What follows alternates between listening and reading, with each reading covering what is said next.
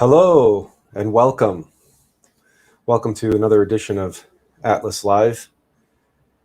As you can probably tell, tonight we are going to be talking about the fire and living with the fire, managing the fire, and even working with the fire. Working with the fire intelligently and harnessing it for the right reasons in the right way. Tonight's live stream was inspired by a question that was asked of us. And we'll get into that particular question along with many others which we listed in the advert for tonight's live stream. But before we get into some of the questions around the fire, we should probably take a moment and define what exactly do we mean when we talk about fire and the spiritual path, fire and the human being. What is this fire that we deal with, that we cope with? Because on some level, we all have an experience of this fire. And fire, we have likely all experienced as the fire of passion. We've probably experienced the fiery anger, fiery rage. We've also likely experienced burning, the burning fire. The inner fire that burns us. For example, when we feel suffering, when we face some ego that we're dealing with, or we face the harsh light of truth, when our defects and vices have been uncovered or revealed by somebody else, and we are being singled out, we are being put on the defendant's stand, and we can feel ourselves burning as if we were being tied to a pyre that is being lit beneath us. But of course, it's not being lit beneath us, it's being lit within us. And what about burning desires? What about burning sensations? Fire is the foundation of all that we recognize and experience as reality.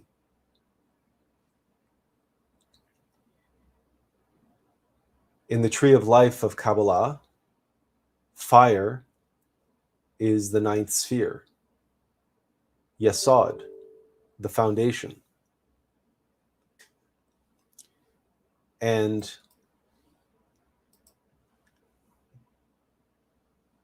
when we talk about what this fire is, this fire has different natures. It has different qualitative and metaphysical values. It has different forms. For instance, on a very basic, well, for the materialist scientists, it's not very basic at all. It's quite the mystery. But for Nikola Tesla and Walter Russell, it was not much of a mystery at all. It was very much in their wheelhouse. And that is the electric fire, electricity. When Nikola Tesla says the universe is electric, he is correct. And there's a fire about electricity, even though for the most part, the way we experience and work with electricity in modern technology, the electric fire is subdued. We work with currents, and we only really experience electric fire when we see things like lightning or transformers exploding, or perhaps when that electricity is going through a heating element and we experience the heat being generated by that fire. But electricity is a fire, an energy. The fire, as we understand and experience it itself in the physical world, that burning flames that you see here in the background, that's very much a representation or a expression. It's really a chemical release of chemical energy stored chemically, physically, and the release of fire and that energy as heat and light, as the flames. Of course, when we work with our inner fire, we're not working with physical flames. We're not actually manipulating flames. What we're manipulating is what we call prana, or chi, if you prefer that vernacular. But in a very real sense, what we are working with is our Divine Mother, Devi Kundalini Shakti. She is the fire.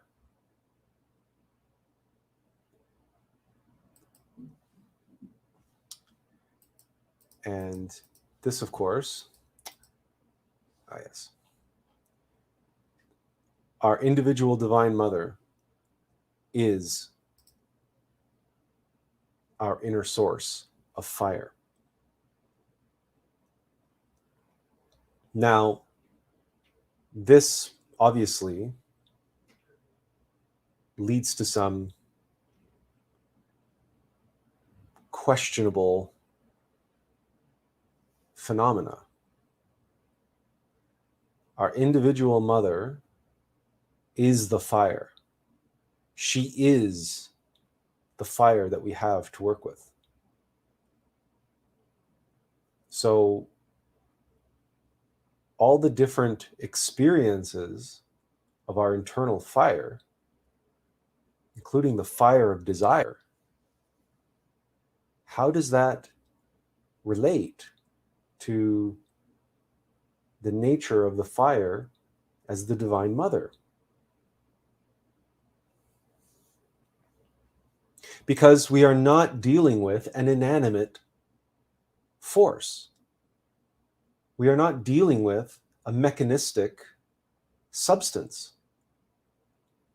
New Agers talk about energy as if energy in the metaphysical plane, the energy of the universe, is somehow devoid of life, devoid of consciousness, devoid of intelligence.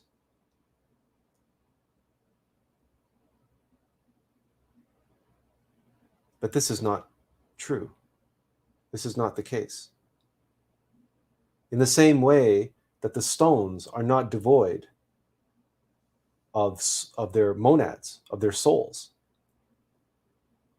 of their essence.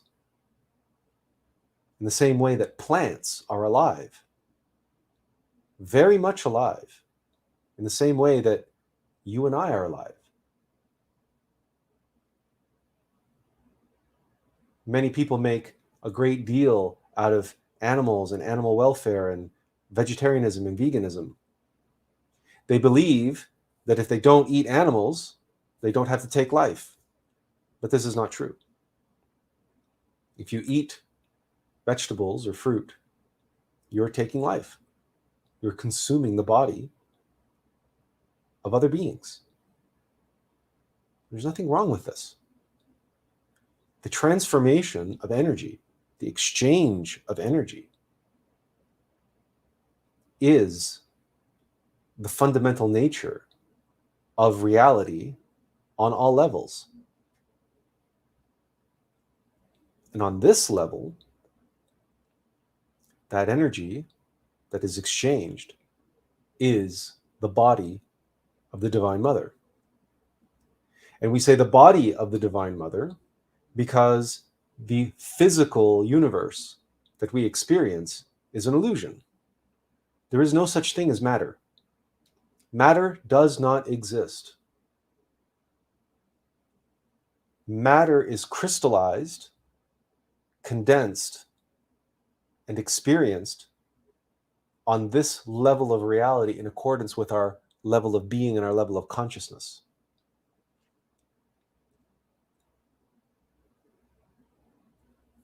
But as we know, when you keep going deeper and deeper and deeper and keep expanding under an electron microscope, you end up mostly with empty space. And all of the particles vanish. There are no particles there.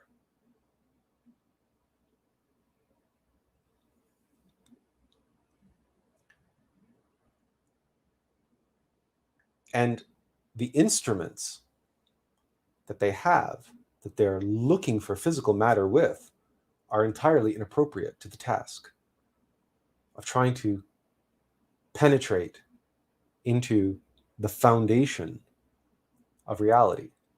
Walter Russell, Nikola Tesla used different instruments. They used superior instruments, namely their own consciousness. The consciousness exists in the sixth dimension. Electricity, the foundation, is the fourth dimension. The consciousness is a superior faculty. With consciousness, you can observe and see energy.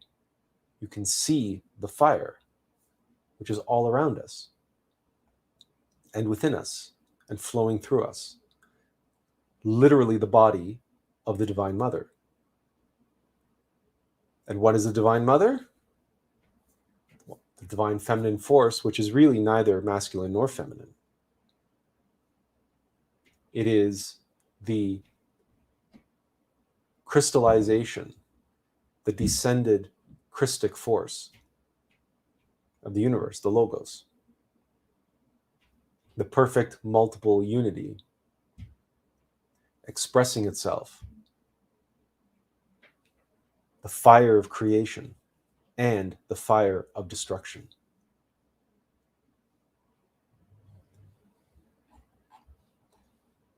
And in other words, the phoenix. And it's interesting because the phoenix is always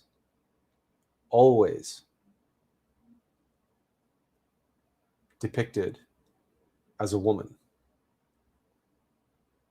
Despite the fact that Jesus Christ, who was crucified, died, and rose from the dead, and Mithras and so many other of the resurrected masters were men,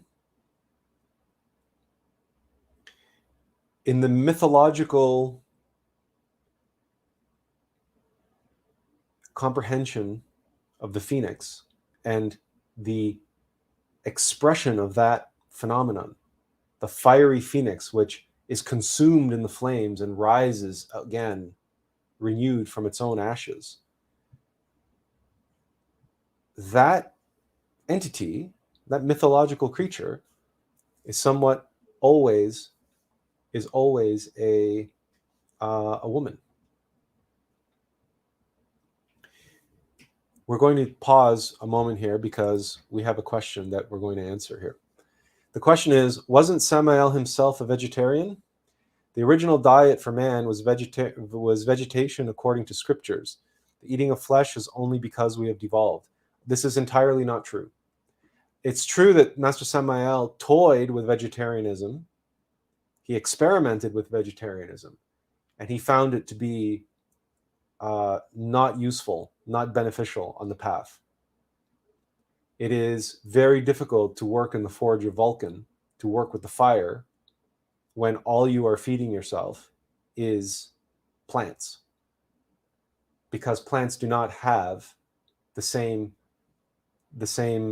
fire inside of them as flesh does. And Master Samael wrote about this clearly.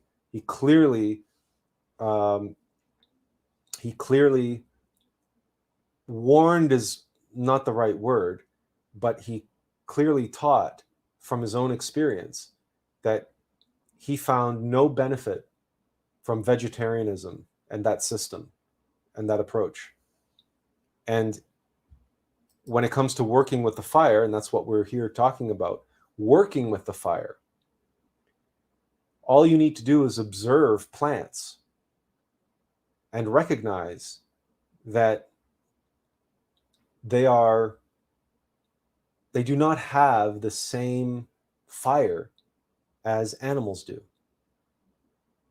Because again, the fire is not just the body of the Divine Mother, it is the descended Christ.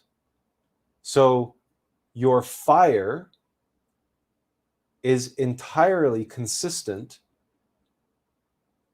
to your level of being. Minerals have the least amount of fire. Even minerals like coal are a little bit different, because clearly coal has fire that we can harness in a chemical way. But we're not talking about chemical fire here. We're not talking about, because of course you can take wood and burn wood, and you might argue that, well, wood has a ton of fire, it's all just in potential, and you can light it and you can burn wood.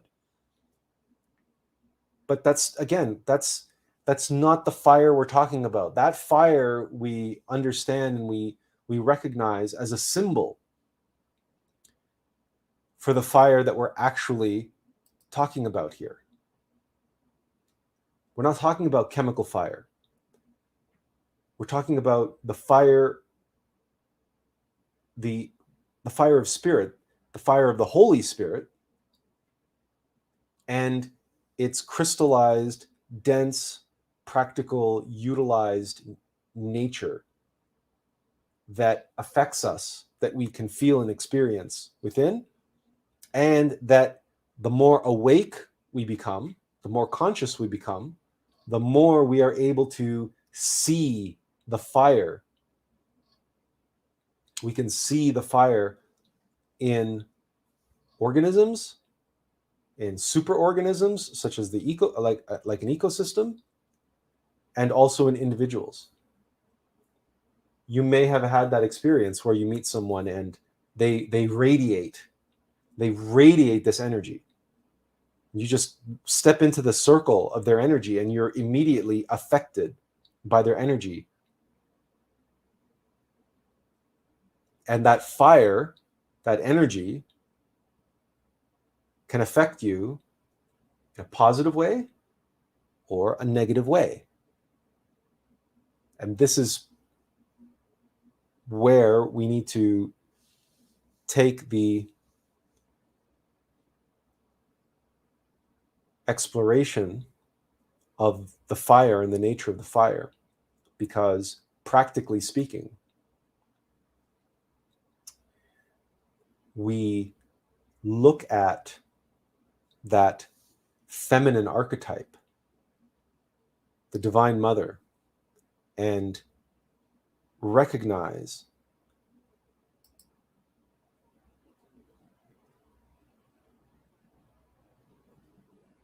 that in scripture and mythology, there are two different expressions of the feminine. And in a crude, simplistic way, we can say one expression is the Virgin Mary, for example. And the second expression is the whore, as in the whore of Babylon. And these two expressions are not intended as misogynist, anti-women, patriarchal stories to belittle women. These two symbols, the Virgin and the whore, are there to teach us and to guide us, to get us to comprehend that the fire inside of us is the fire of the Divine Mother. And the nature of that fire is determined by how we use it. In other words, do we make of our Divine Mother the Virgin, Mother of Christ, or the whore that causes the collapse of the world, the collapse of Babylon, the crumbling of civilization, the crumbling of our world, our microcosm, our soul, our being, falling and collapsing down in the flames of hell? That is caused by the whore of Babylon. Because the fire that is inside of us, the fire of the Divine Mother, the fire of Kundalini, is the sexual fire, the fires of sex. And the sexual fire, the Divine Mother, has the power to create, and she has the power to destroy. Those two phenomena exist universally in reality. We cannot deny it. This idea that New Agers have that we always have to be positive and positive and positive and positive and positive completely ignore the fact that mechanical nature is busy destroying 50% of the time, especially now in the Kali Yuga. That creation is only one side of the coin. On the other side of the coin is destruction. And that destruction is by fire. In the same way that if you take something and you take a piece of toast and you leave it in the toaster too long, what happens to it? It chars and it burns and eventually turns to coal and eventually turns to ash, like a tree in the fire. Interesting, you take that same organic material, you bury it under the ground, you put tremendous pressure over large amounts of time, and it too will turn to coal. It too will go down to its base carbon its base carbon matter. And that's what oil in the ground and coal, veins of coal, etc.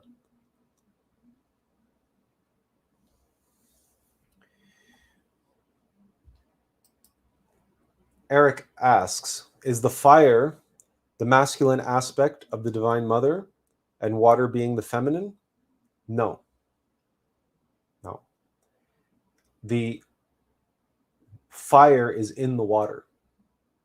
The Divine Mother is water and fire, in other words.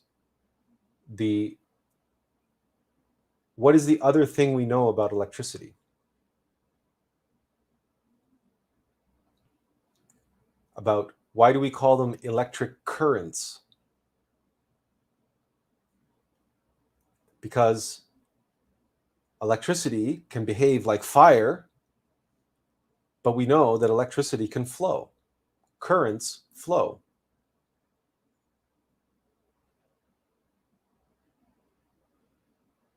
It's the waters and the fires of the Divine Mother. It's the same thing. Water, physical water, has so much energy in it. It takes more energy to break apart a water molecule into hydrogen and oxygen than you can get from burning the hydrogen and burning the oxygen that you extract from the water.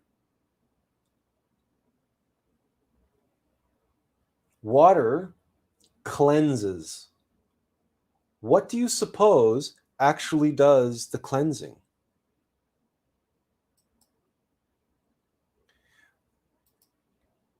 Roy says they're not the same element, but they are one. Actually, all the four elements are simply different versions, different expressions of the fifth element. The fifth element is ether. The fifth element is the fire. The fire, the body of the Divine Mother is the ether. That's the fifth element. That is what contains all of the other elements. We already said that earth, matter, is energy. We all know that. And what is wind? What is air? What is wind? If not just a much more subtle movement of matter. And actually mind is air metaphysically, which is just a very subtle form of energy. And thoughts flow and thoughts can be exchanged. We can work with them, just like we can work with clay, or we can work with the earth, the physical body. And fire and water are just two other expressions of the Divine Mother. And we talked about the currents of electricity and also the arcing and the fire and the explosion of power of electricity. So, for example, the other aspect of electricity, of course, is magnetism, because there's the flow and the flow of current and electricity, but then there's also the magnetic field, which is the push and the pull of electromagnetic currents, the law of attraction, the law of repulsion. It's all the Divine Mother. That's why we call it Divine Mother Nature. So when we talk about this fire, right, we're talking about it's everything. There isn't anything that isn't that fire. The universe is electric, to use Nikola Tesla and Walter Russell's words. The universe is electric. Everything is energy. And that energy is the Christic fire, the fire of fires and the light of lights, but descended in all the different levels, creating and manifesting all the different levels of reality, all the different dimensions and all the different worlds on the tree of life, until we get to the ninth sphere that's called the foundation, and the 10th sphere that's called Malkuth, which is this three-dimensional universe that we experience. The foundation, the ninth sphere, is the fourth dimension. That is the dimension in which the fire actually exists. That is the dimension of electricity.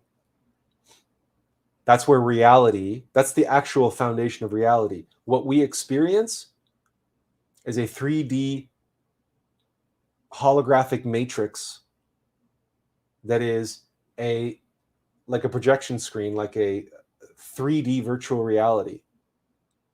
In the same way that if you play a video game, a 3D video game, and you can walk through it and you experience this 3D world, like if you put on a virtual reality helmet, you're experiencing a 3D world, but you know that that world is being projected on a screen, but that world exists as electricity on a motherboard and magnetism on a hard drive.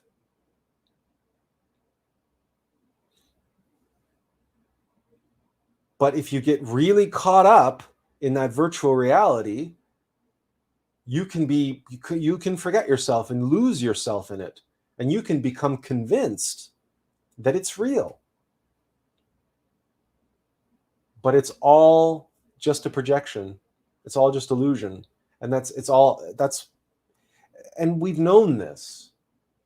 In esotericism, they've known this for thousands and thousands and thousands of years. In Hinduism, the Maya, right? Life is illusion. The world is Maya, illusion.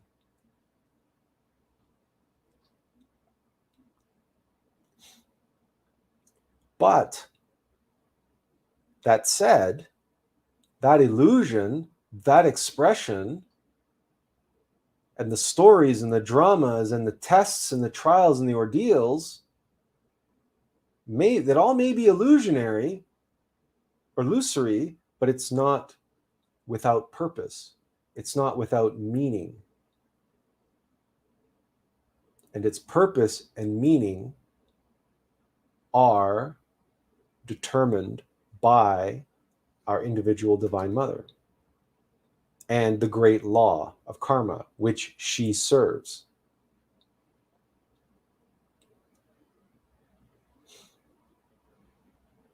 So this energy, when we say we have to cope with or deal with or manage energy, the fire, and that we feel this burning, whether it's the burning of desire or the burning of love, which is also a burning, the passion that we feel to do great things, to help others, to fulfill our destiny, that's also a burning, the burning passion. We talked about conviction. And then there's the burning of impatience. That's also a burning. If you observe yourself and you find yourself waiting and waiting and waiting, and then people are showing up and they're being irritating, and there's more delays and then more delays and just excuses, and you can feel the impatience burning inside of you, because you want to get on with it, you want to get something done, you need to get somewhere, you're late, you have things to do, people to see, and it's that fiery energy inside of you wants to get at it, wants to be active, wants to get into motion, get into activity.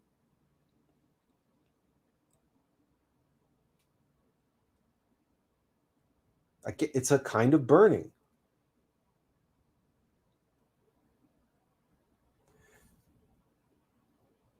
We have often used the expression that love is severity and mercy. Those are the two pillars on the tree of life: severity and mercy. In the same way that the waters can flow in our life, and they can be life-giving waters, they can quench us of our thirst, they can cleanse us.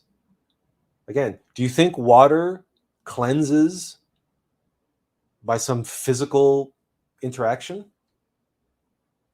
Water cleanses entirely because of its energetic power and its magnetic structure. And that's why living water and structured water is better at cleansing than stagnant water.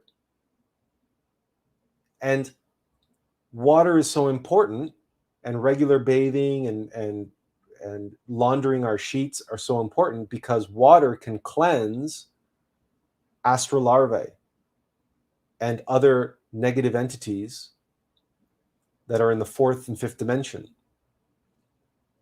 because of the fire that's in the water, the cleansing fires that's actually in the water. But we don't see that fire when we interact with water, but that's because we're asleep.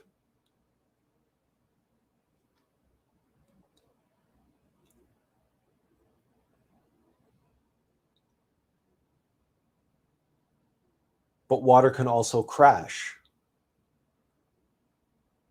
Water can flood. Water can be a tsunami. Water can drown us. Too much water will kill you. If you drink too much water, you will die. If you take in too much oxygen, you will die.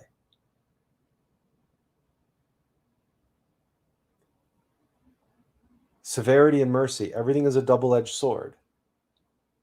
And it's the balance, it's the middle way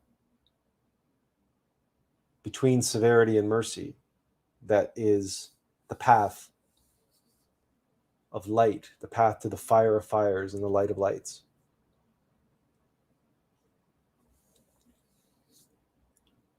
And so we find ourselves, practically speaking, dealing with our own sexual fire, and our sexual fire being tested, because lust is the mother of all egos, the harlot of Babylon. Lust is desire. And it's very easy to test this when you recognize that obviously lust is desire for sexual gratification, meaning the desire for the orgasm, the desire for food. Gluttony is the desire to feel full. It's lust for food. Insatiable lust to consume and to fill yourself up. That's gluttony. What about fear? Fear is the lust for comfort and security. The desire to control outcomes. What we experience as fear is simply the inversion of controlled outcomes. Suddenly something is out of our control, and it's a threat to the outcome which we desire, which we lust after. Ergo, we fear the outcome which is not that which we desire, that we lust for.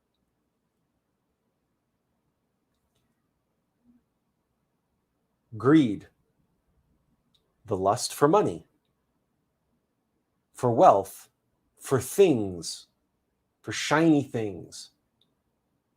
There's desire, the desire to accumulate. Envy, when you lust after what somebody else has. You desire what somebody else has. You envy them. You covet their possessions, or you covet their spouse, which leads to, surprise, surprise, in many cases, adultery. To covet someone's spouse is so intimately connected with lust. You lust after their spouse, but it's their spouse, which means that lust is expressing as envy. What about laziness? Well, laziness is lust for inaction. The desire to be stagnant, to become putrid and fetid, like a swamp where there is no flow.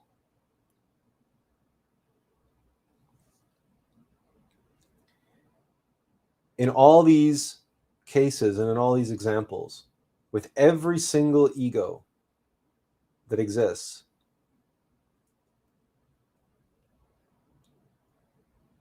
lust, desire,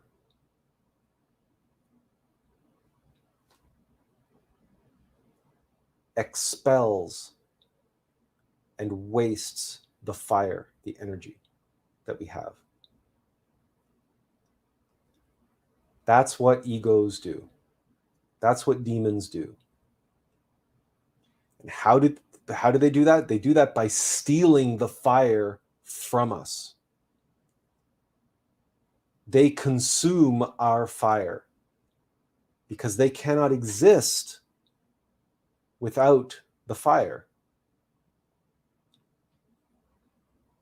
So all of that accumulation,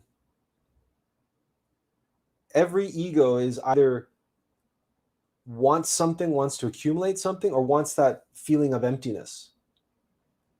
You know, the feeling of fullness being full of yourself, being full after a big meal, being full and fetid and putrid of laziness, or being emptied like after an orgasm.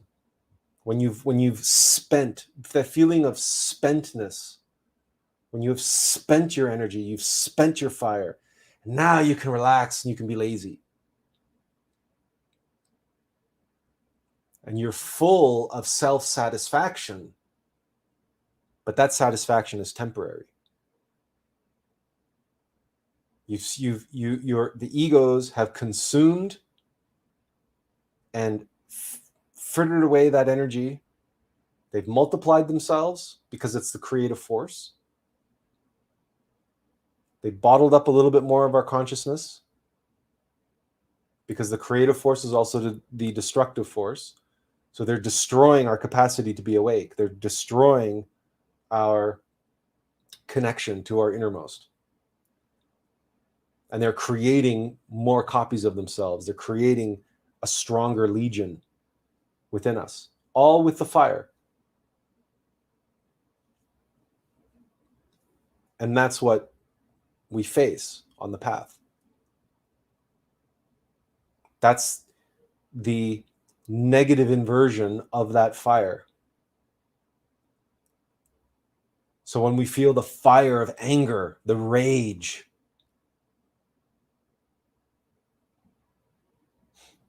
rage is a very, very close expression of lust. And we know that when you experience it, when you observe yourself, when you shout, if you throw a punch, or if you slap someone, or if you throw something, or you break something, you're just so angry, you just have to get it out. And maybe you go and punch a punching bag or punch a pillow. You just have to get it out of you. You're just expelling this energy. And sometimes in anger, you do feel satisfied after you punch someone, you shout at them, you say your piece, you get to say your bit. And afterwards you're like, yeah, I told them off. Yeah, that feels good. Yeah, I told them what's what. I said my mind, I said my piece.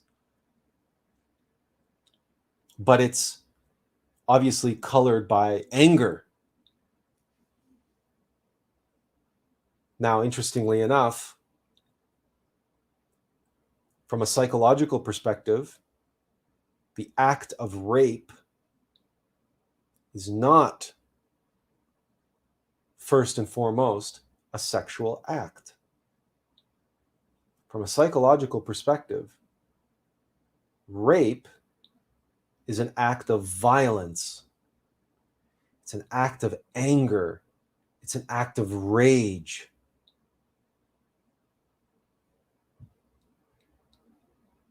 Now, do you see the relationship between anger and lust?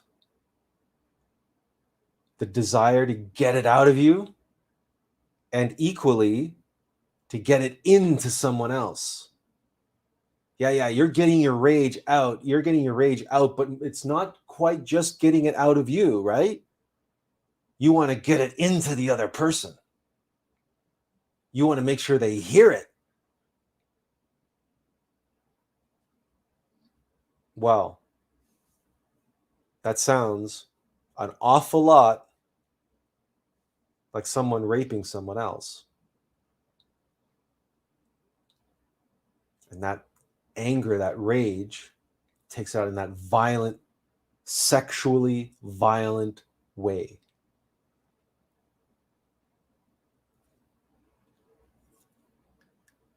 And when we realize that the fuel, the energy, the fire that all egos desire, that is the currency of demons, we realize that all egos have at their foundation the sexual force. So, and lust is most closely related to sex. But lust makes of that energy, of that force, of the Divine Mother, a whore. Because what do you do with a whore? If not use her and abuse her. Get what you want from her and discard her. Once she's used up, you throw her away. That's why that symbol exists. It's far from being misogynist and patriarchal. It's the reverse. It's to get us to realize, to awaken to what it really means to indulge our desires.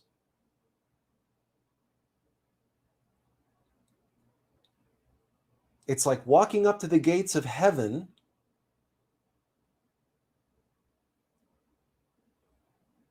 and slipping Peter a 50, to get you Tatiana that does something special for you on the side. It's literally what it means. You're making of heaven, you're making of the temple, your temple, you're making a whorehouse of your temple, and of your Divine Mother, you're making a whore. You are whoring her out to your demons, to your desires that take her fire, use her fire to be what they are: fear, fears, anger, rages, gluttony, gluttons. They are what they are. But they're all expressions of lust. It's all just expressions of desire, craving and aversion. And they suck the life force out of that fire. And they invert its polarity. And they make it flow down and out of us. Because something that you consume, right? If you think of ego like any other entity, they take the energy in and they transform the energy. They digest it and they transform it. And what comes out the other side is not what went in. There's no entity in the universe which partakes in the transformation of energy and doesn't change the energy. And when the energy comes out of them, it is denser, it is heavier, it is negative. It is more negative and more detrimental. It is darker. It is black.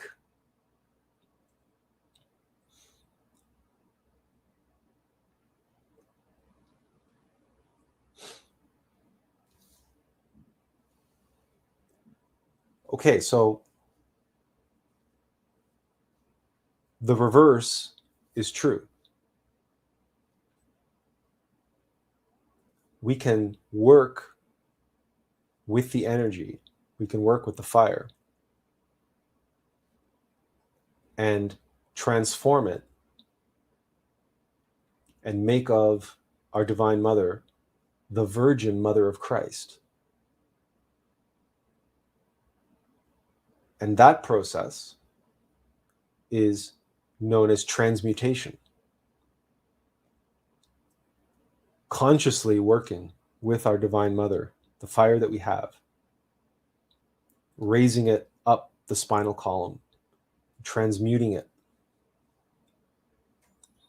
to create our solar bodies, the human soul, to illuminate our chakras, to awaken our consciousness, and to unite with the Holy Spirit in the crown chakra, which is the more masculine expression of the fire. If the Kundalini is the more feminine expression of the fire, The Holy Spirit is the more masculine expression of the fire. When the two unite, the fire of divine masculine unites with the fire of the divine feminine, and in that immaculate conception is born the fire of the fires and the light of lights of the cosmic Christ. That is how the Son of Man, the Son of God, is born inside of us. When we make of our individual divine mother a virgin, and she unites with her husband, the Holy Spirit, and from their sacred union of divine masculine and feminine, the divine androgen can be born, the Christ. So when Catholics and Christians say that, oh, well, Mary was a virgin and she was impregnated by the Holy Spirit, what we just shared with you, the metaphysical scientific reality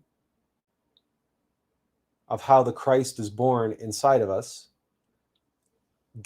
got degenerated, got twisted, and into a literal explanation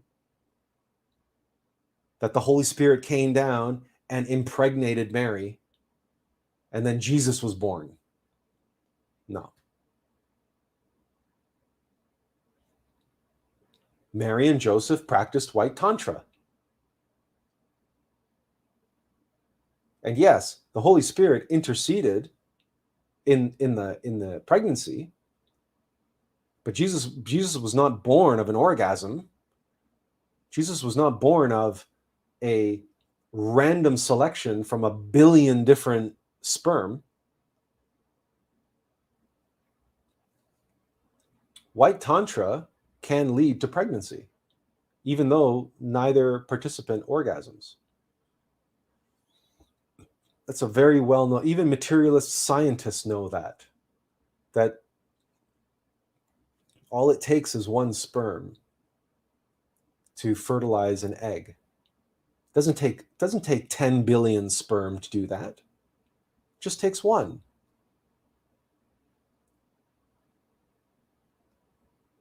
So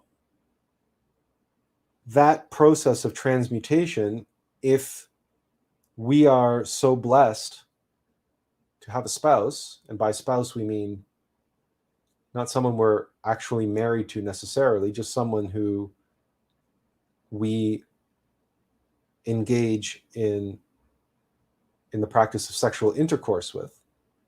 That's our spouse in the eyes of the universe. And that's a fact. Because when you have sex with someone, you are activating the sexual force. You are putting into activity, in a way, the fire, and you are awakening that fire. You are kindling that fire and putting that fire into a tremendous activity. You are lighting a bonfire inside of you with your partner, between you. And that energy is flowing through you and between you. Because remember, energy, that electricity, that fire, flows in currents. What we want to do is, as you tend a fire, after you light the flames, and you don't want that burning bonfire to burn too fast, too quickly, because then the fire burns out, right? If it burns too hot, too fast, too quickly, then it's over. And there's no more source of heat, and there's no more source of light. It's gone. It's burnt out. But if you know how to properly tend a fire, you know that you want to manage the heat and the flames. You want those hot coals to form. And there's an ebb and there's a flow. of each time you add some more fuel to the fire, there's a momentary rise in the heat and the flames and the activity, but then it settles back down to those hot coals. And you have that source of heat and that flame and that fire. You tend the fire, you tend the heat, you tend. It's a very gentle, and it's a very intimate, it's a very nurturing type of activity to tend the flames and tend the fire. And if you've ever done a proper campfire, you know, or a fire in wintertime in your fireplace, or a fire pit outside in the backyard, doesn't matter. But if you know how to tend a fire, you know that you can keep those hot coals going all night. All night. You also know, if you barbecue, you also know that you cannot cook with flame. You can't. Because flames are just explosions of energies, just expelling, just fast flare-ups and explosions of energy. You can't cook anything with that. You need the hot coals. You need that constant, regular heat. That's what transforms and transmutes a piece of meat from being raw and inedible into a safe and profound source of nutrition, and itself its source of its own fire. It's the coals that provide that transmutation, that cooking capacity. It's the heat. It's that radiant heat from the coals. So we have all felt this in many ways in our lives, and perhaps have never really registered it. What are some examples of this? What are we talking about? How about the excitement, the elation, the exhilaration of, how about a rock concert where a musician comes out and that musician is getting everyone to explode with their energy and their flames and excitement and enthusiasm, and he's just getting all of that energy just to blow up, and he's able to do that, or some other famous person who's able to manipulate and pull on heartstrings and pull on sentimentality and pull on lust, for example. Like, go back and watch some black and white footage of the Beatles, and when they were on their way to their rock concerts and stuff, the behavior of young women, or Elvis Presley for that matter. They were absolutely losing their minds, screaming, and it was like they were having a public orgasm just because they saw John and Paul and George and Ringo, or just because they saw Elvis, or once Elvis started, doing his thing on the stage, and then many of them would faint, pass out.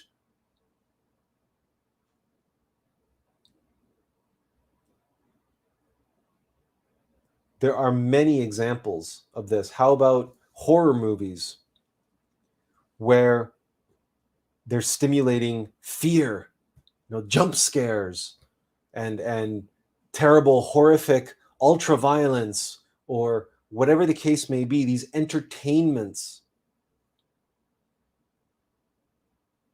that are stimulating, and afterwards you feel kind of spent, or you've been pumped up, you've been riled up, And then what do? You grab your partner and you go into the bedroom.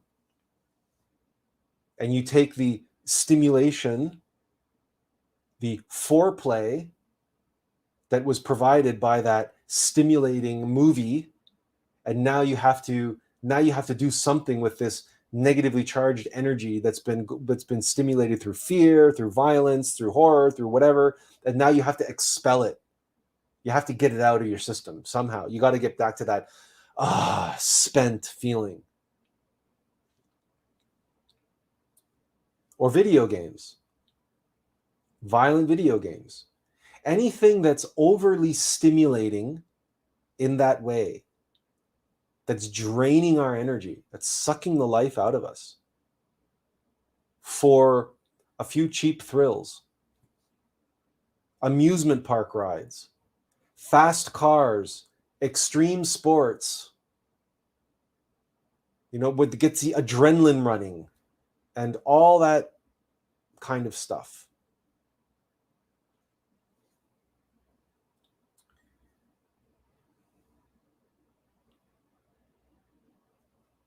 It's all burning up that precious fire, that precious energy.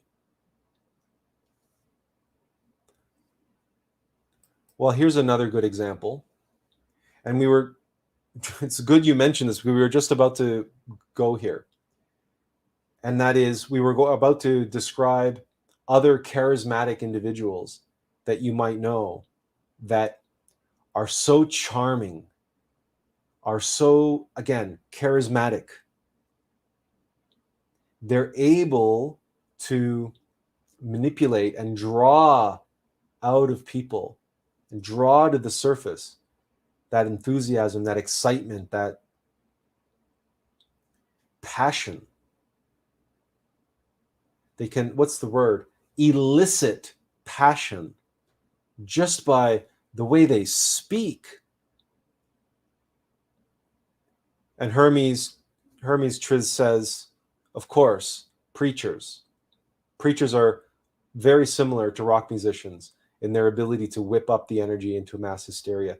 And all you have to do is observe any of the televangelists and their megachurches. Joel Osteen is perhaps the most well-known contemporary example, but these televangelists have been around forever. And the preachers. And being that we studied theater and drama, and we studied the art and the craft of sculpting energy, the energy of a room, the energy of a theater, the energy of an auditorium. We have that ability. We have that power. It's actually, once you've studied it and practiced it, it's quite easy to harness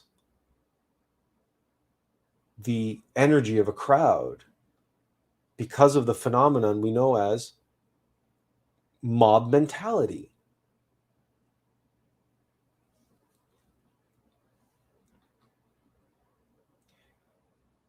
And mob mentality is at play in every sporting event, every live theatrical event, every movie, and certainly, absolutely, every religious temple or ceremony, mass, service. And the more people you can pack in there, and the more you can focus their attention and get them behaving in unison. So musicians obviously do this with the music, because right away everyone is in tune to the same music energetically and the beat.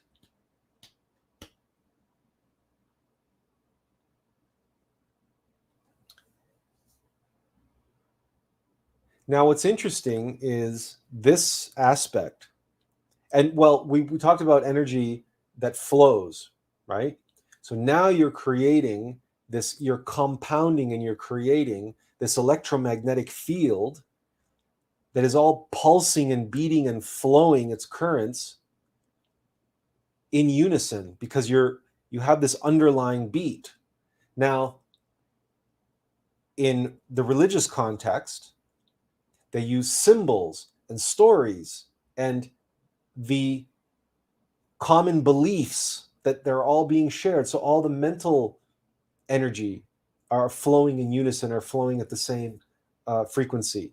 But there are many, many, many other tricks and tactics that are used. The Catholic Church, obviously, they have sacred geometry and all sorts of, and then all the imagery, the stained glass windows, and then the ritual, right?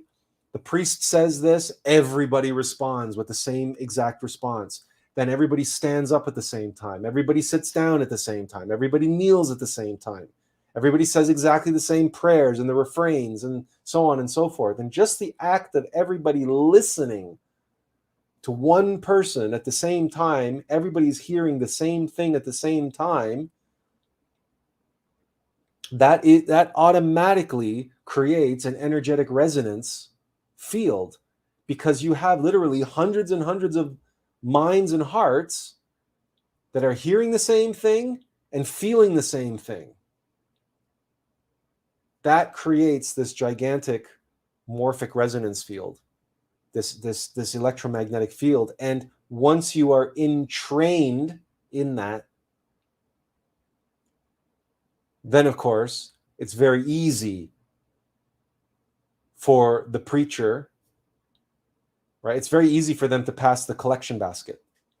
It's very easy for the preacher then to say, now pick up your phone and grab your credit card and pick up your phone, because my $26 million mansion with the helipad isn't going to clean itself.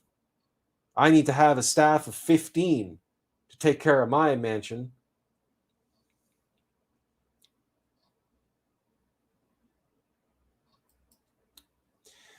Hermes Triz asks, on this topic, are you aware about what happened at Astroworld concert recently? It seemed very, very dark. Yes. Okay.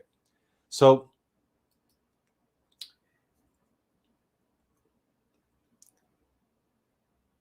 the act of working with the fire and making of our Divine Mother the Virgin or the whore is not, it's not restricted to sex. Clearly the orgasm is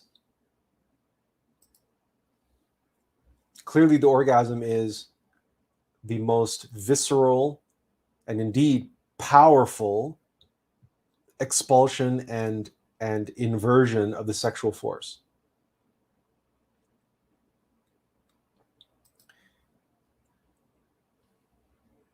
But as we described,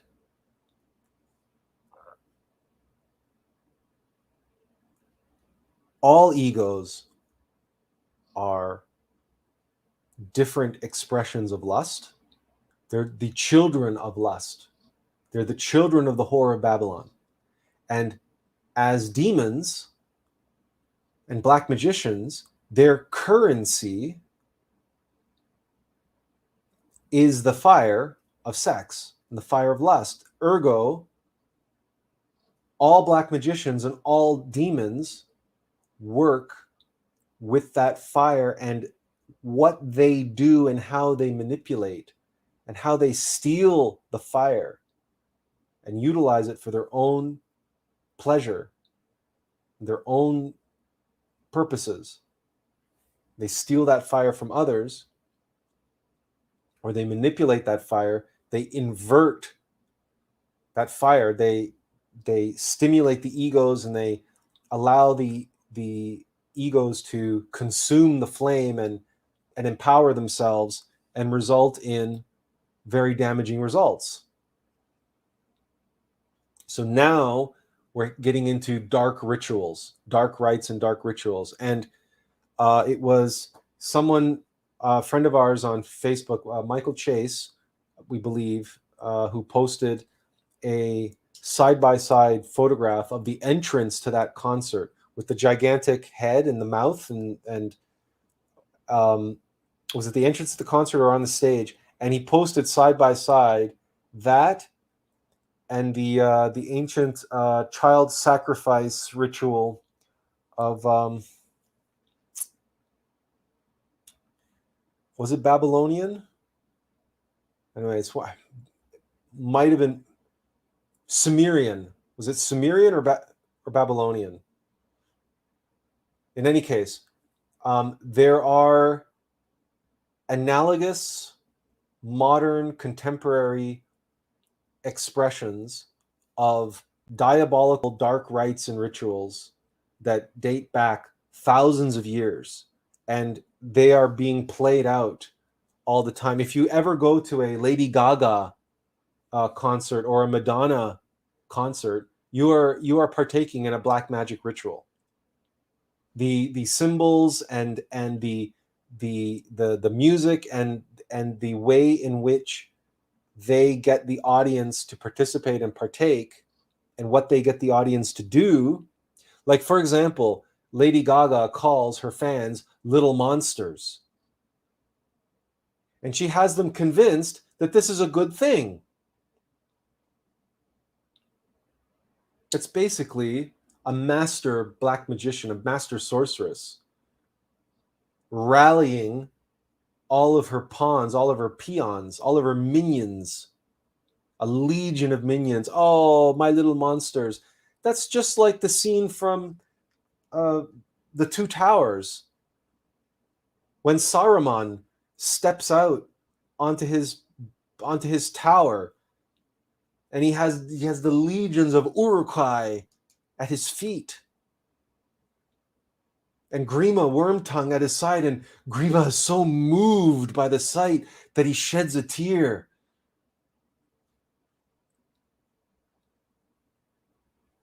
That's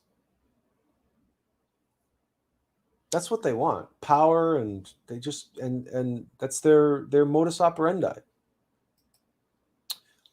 Hermie says it was at the entrance, but I'll look up his post for you on Facebook. Okay, so you saw the post anyway. But the point is that it's not exclusive. It wasn't like that was maybe, let's say, more blatant, and maybe more, and the result was maybe more violent, but that was partly in part because of the nature of the music itself. There are more subtle versions of this, but it's all the same. It's all the same.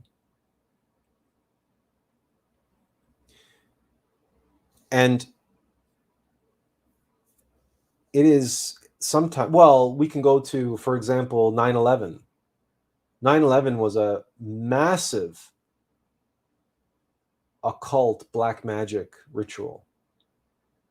They destroyed the two pillars of the tree of life. They brought down the pillars of severity and mercy, and they erected in its place a stylized pyramid and just the one pillar, the one tower. And that is allegorized in the two towers, the towers of Minas Tirith and Minas Morgul, the Tower of Light and the Tower of Dark, the Tree of Life, Jachin and Boaz. Well, no, let's tear that down and replace it with one tower. You will worship one tower. There's only one tower for you now. And of course, that's the tower's Minas Morgul, the tower with the great burning eye on the top, the Eye of Sauron, which we're sure you were able to put two and two together between that burning eye on the top of the tower of Sauron, the Minas Morgul, and the preferred symbol of the Illuminati, for example, the all-seeing eye.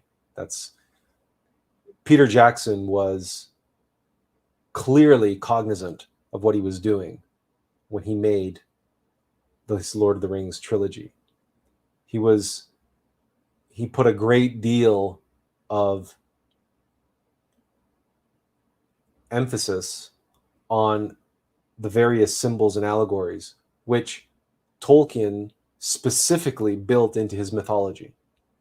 Because Lord of the Rings is not entertainment. It's not fiction. It's mythology.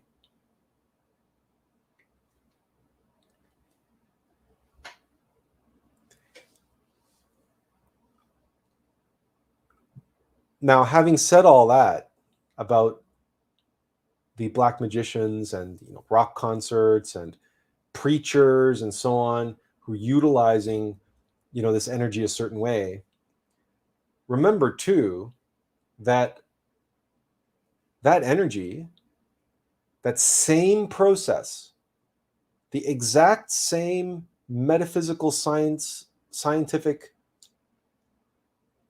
phenomena can be utilized in a positive way. Who here has ever gone to a concert or an opera, a philharmonic orchestra? We mean not a rock concert, but a classical music concert with a full orchestra, or a choir singing, listening to Beethoven's Ninth Symphony, for instance, played live. What is that? What is that music, if not a deliberate, conscious organization and utilization of synchronicity, the synergizing of energy, and harmony, a harmonizing of the human spirit, a harmonizing of the fire, of literally having hundreds of individuals singing their heart and soul out to this absolute beautiful music with these powerful lyrics. And it's incredible. It's miraculous. It's white magic. But it's exactly the same phenomena that you see in those dark rituals and the preacher, and it's the same phenomena. Simply a question of what frequencies and in what way is the fire being utilized, to flow up and in or down and out. And in the case of Beethoven or Mozart or Wagner or Liszt or any of the great composers, they're uplifting the audience and the orchestra and the conductor and the choir, and the whole space is transformed to a space of love. And everyone's fire is being transformed and transmuted into a higher expression, something closer to Christ, something closer, higher up, more subtle, more beautiful than in its baseline form in our day-to-day lives. It's that fire. It's malleable, like water can be ice and water can be steam. We can work with water flows all different ways. Water can be alive, living water. And interestingly enough, what makes water come alive is baffles, or rapids in the water. The more obstacles that water has to flow around and swirl around, and like, the more alive it becomes. And we also know from scientific experiments, which you can actually perform with a microscope yourself, is that if you expose water to different kinds of energy, the structure of the water changes. The water is responsive. Water will alter its molecular structure based on the energy fields that you expose it to. If you play Beethoven for water or Mozart for water, it's absolutely beautiful. If you play gangster rap or death metal for water, it becomes fetid and corrupted, and it has no meaningful structure. It becomes like cancerous water, because that so-called music is cancerous music. That's what cancer is. Because we all know what beautiful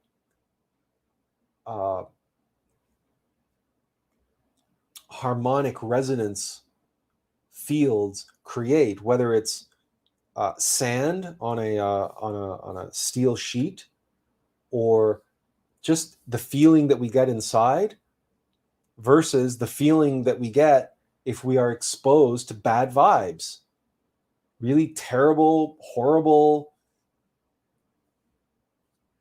energy projected at us, or someone with a negative energy field, like a really toxic kind of field, and we enter into that field and we immediately feel affected by it.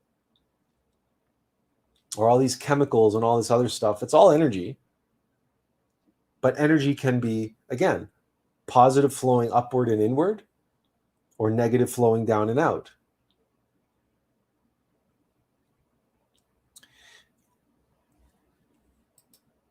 An excellent comparison, even science backs this up, now when they play metal music compared to classical, when you see how water responds under microscope, yeah, exactly.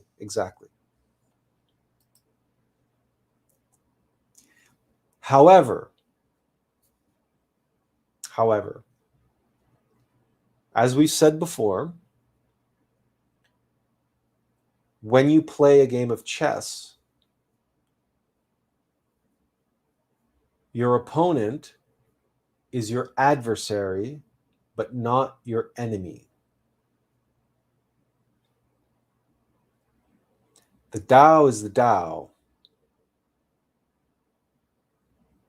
It's not good and evil. Light and dark, but not good and evil. And that's difficult. It's a difficult pill to swallow when you look at some of the atrocities that the Black Lodge is engaged in, and some of the activities of those who have pledged themselves to serving the Black Lodge. And without a doubt, our planet is one of the most dense in the universe. This planet has a great deal of karma, and the humanities on this planet simply have a way of getting caught up in that and just adding to that karma and keep taking the downward spiral. That's simply the way it's been for humanities on this planet, and that's just the way it is here. So we experience on this planet expressions of the darkness, which is the expressions of darkness, which is evil, we should say, that many other humanities never experience, never have to deal with. Master Samael once said, if this humanity was just 10% conscious, wars would be impossible. If this humanity possessed just 10% consciousness, wars would be impossible. Now consider that most humanities in the universe have 10% ego,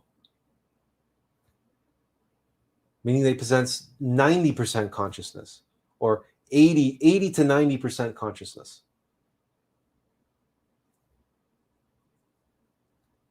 Is it any wonder that they can create cosmic ships that come here, UFOs that come here and can perform physics-defying maneuvers? They can go from 80,000 feet down to 50 feet in a second. And they can go they can move like this, and they can move from 0 to like 80,000 kilometers per hour without any visible acceleration and without any heat blooms or source of or any trails of fire or whatever, because they know how to work with the energy, with the fire, in a superior way than this humanity does.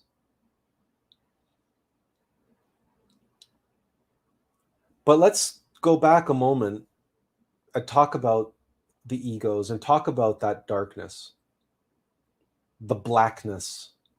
The blackness, and we use the word blackness because when something burns, almost universally, when something burns, it gets blackened. And that's why we refer to the Black Lodge as the Black Lodge. The darkness, the blackness, the burning, and the flaming, scorched earth, scorched people, used up, burning, the ashes that are left behind. Like the whore of Babylon that's used and abused and discarded. And black and blue, bruised up most likely in the process as well.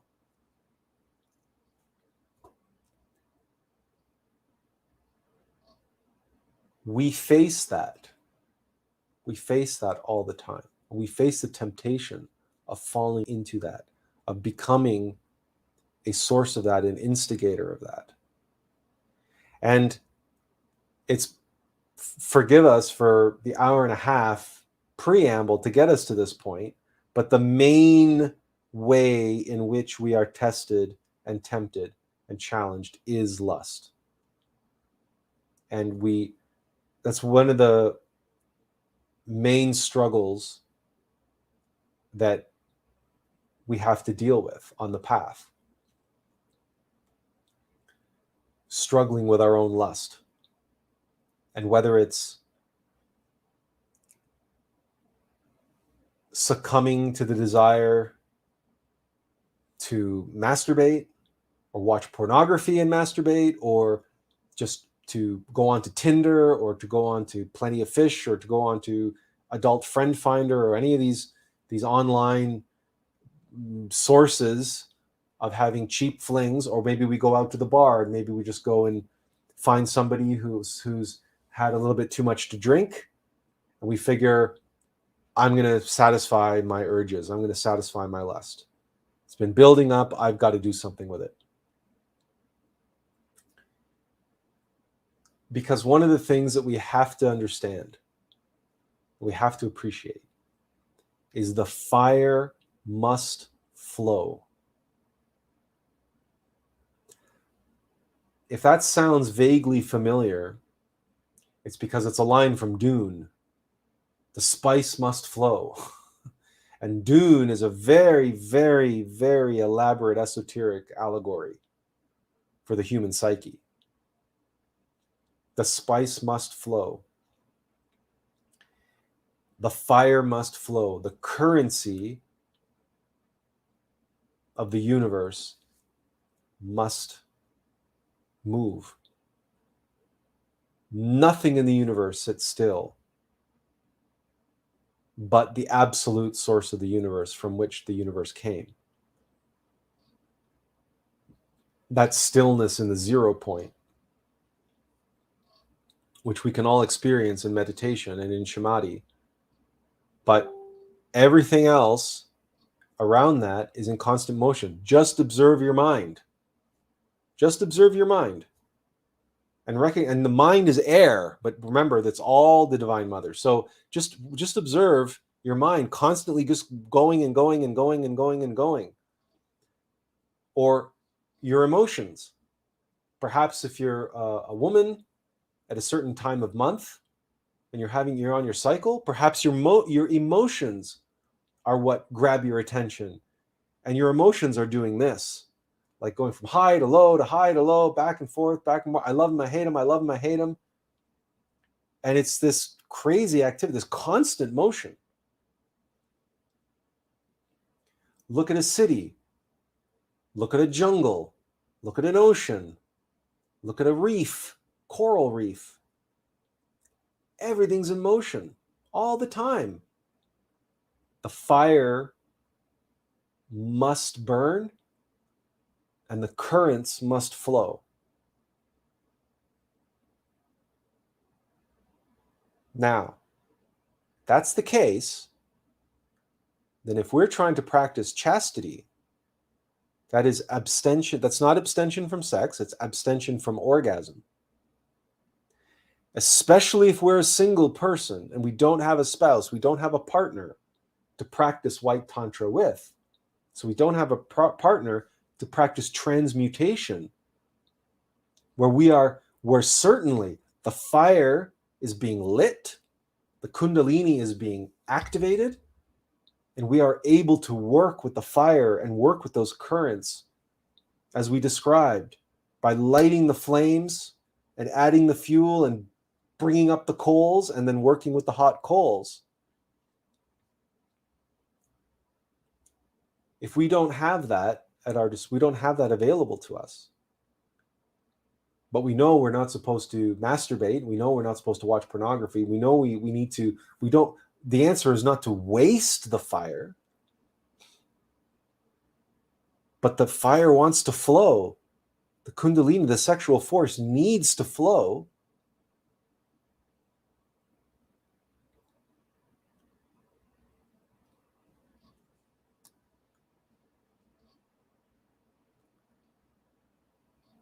What we do, of course,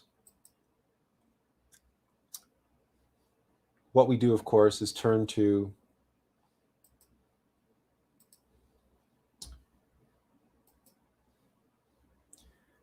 the technique which we've mentioned before, but of course we're going to get into greater detail tonight, and that's pranayama.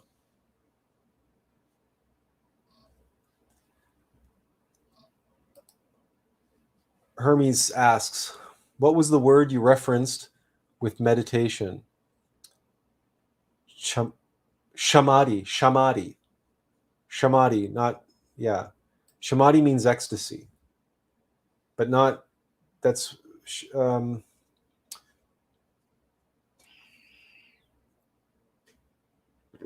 what samadhi is having a taste of the fire and the light of lights. It's having a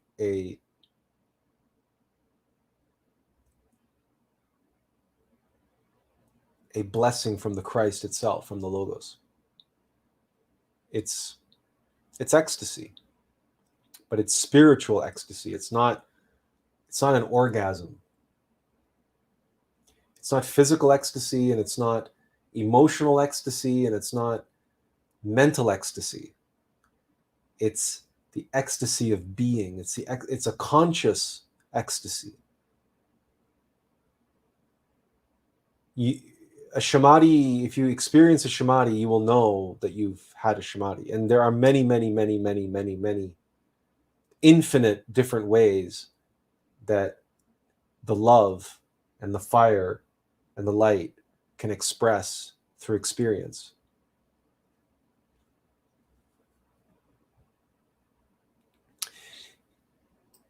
Yes, samadhi, that's how you spell it, but that's not how you pronounce it.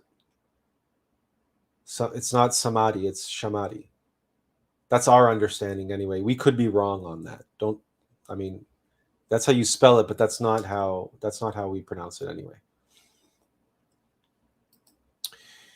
The false science can provide fake ecstasy drugs. Yeah, but that's not ecstasy, right? That's not authentic ecstasy. That's, like you said, that's fake ecstasy. Just like psychedelics create fake spiritual experiences because those experiences are in the lunar astral plane. The lunar astral plane and the solar astral plane are the same plane, but one is subjective and one is objective. So somebody can take psychedelics, and even though many people who've taken psychedelics all report more or less the same experiences, they're nonetheless not the same experiences. Whereas if you awaken consciously in the astral plane, you go to the solar astral plane, you can go visit the temples of the White Lodge, and everybody who visits a temple of the White Lodge will experience the same temple the same way because it's objective reality.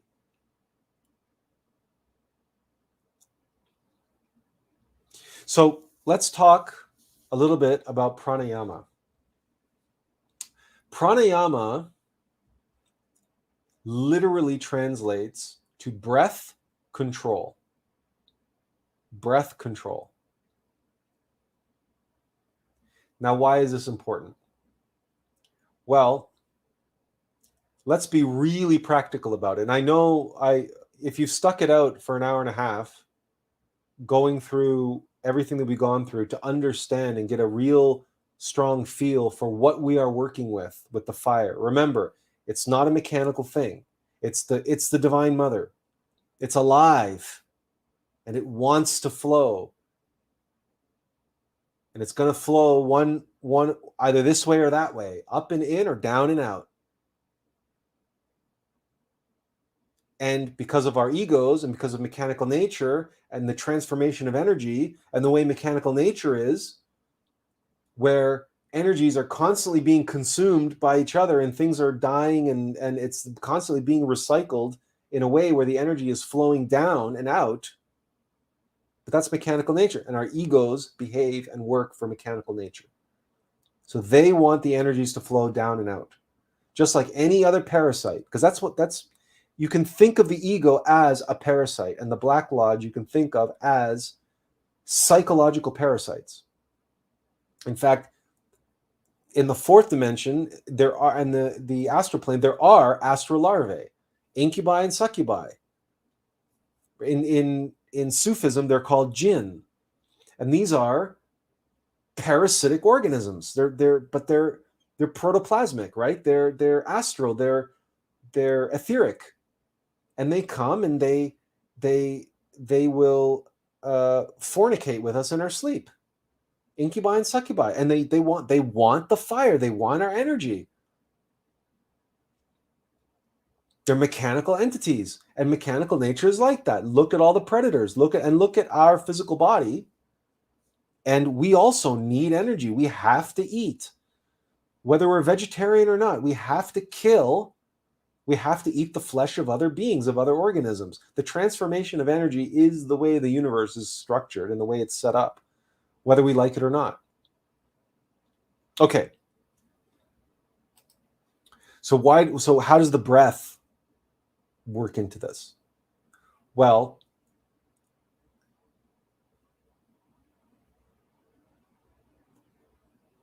we'll read the following here, and then we'll have some more comments on it. Breath is external manifestation of prana, the vital force. Breath, like electricity, is gross prana. Breath is sthula, gross. Prana is sukshma, subtle. By exercising control over this breathing, you can control the subtle prana inside. Control of prana means control of mind. Mind cannot operate without the help of prana. The vibrations of prana only produce thoughts in the mind. It is prana that moves the mind. It is prana that sets the mind in motion. It is the sukshma prana, or psychic prana, that is intimately connected with the mind. This breath represents the important flywheel of an engine. Just as the other wheels stop when the driver stops the flywheel, so also other organs cease working when the yogi stops the breath. If you can control the flywheel, you can easily control the other wheels. Likewise, if you can control the external breath, you can easily control the inner vital force, prana. The process by which the prana is controlled by regulation of external breath is termed pranayama. Just as a goldsmith removes the impurities of gold by heating it in the hot furnace, by strongly blowing the blowpipe, so also the yogic student removes the impurities of the body and the idriyas by blowing his lungs. For instance, by practicing pranayama. The chief aim of pranayama is to unite the prana with the apana and take the united pranapana slowly toward the head.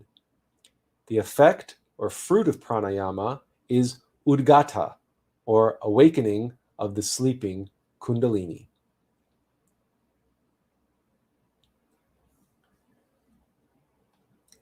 These words are Swami Sivananda's. So let's try to cut through some of the ancient Hindu terminology there, which you may or may not resonate with, and recognize that the breath is the in-breath and the out-breath, and the movement in the lungs and the circulation of the breath in and out, and that breathing process is intimately connected to the blood.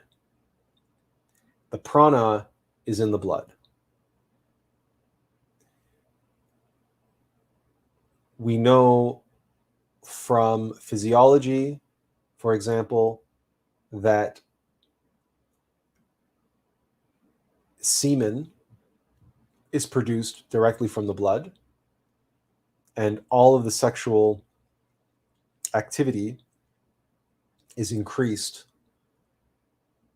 That's why the heart rate increases during sexual activity, the circulation of the blood. The oxygenation of the blood is the primary physiological basis for breathing. So even on that physiological basis and the connection between the interchange between the carbon dioxide and the exchange of carbon dioxide and oxygen in the lungs, and then that's fed through the heart, where we have the carbonated blood, the heart pumping it to the lungs, getting fresh oxygen, and then pumping that through the arteries. We have the arteries and veins. So we have this duality, and the heart pumps its duality, and then the lungs breathing in and out. We have the duality. We have oxygen in, carbon dioxide out. In the flow of energy, it's the same way. And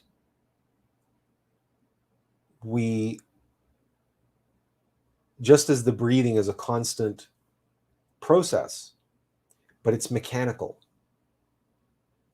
And what we know of mechanical nature and what we know of the egos that work for mechanical nature, we know that left to its own devices, mechanical nature is going to drag us down.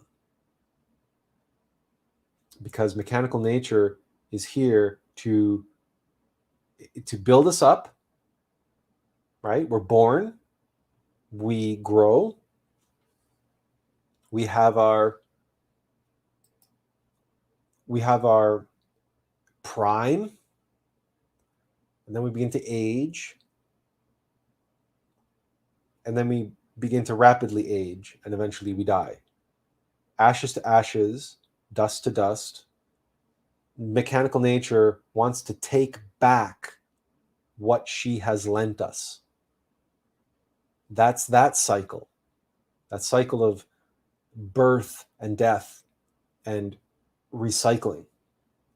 It's a recycling of matter, of energy that's condensed into this matter. The hume in human being. Hume meaning earth.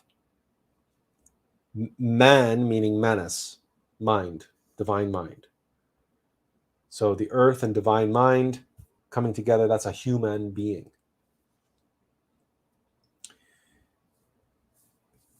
The embodiment of divine mind of being. That's what human being means. Physical embodiment of divine mind of being. That's a human being. So now the energy is being circulated within us, right? Inside the blood and inside the nadis and inside and around us, we have a current, an electromagnetic field, the current, which is always flowing.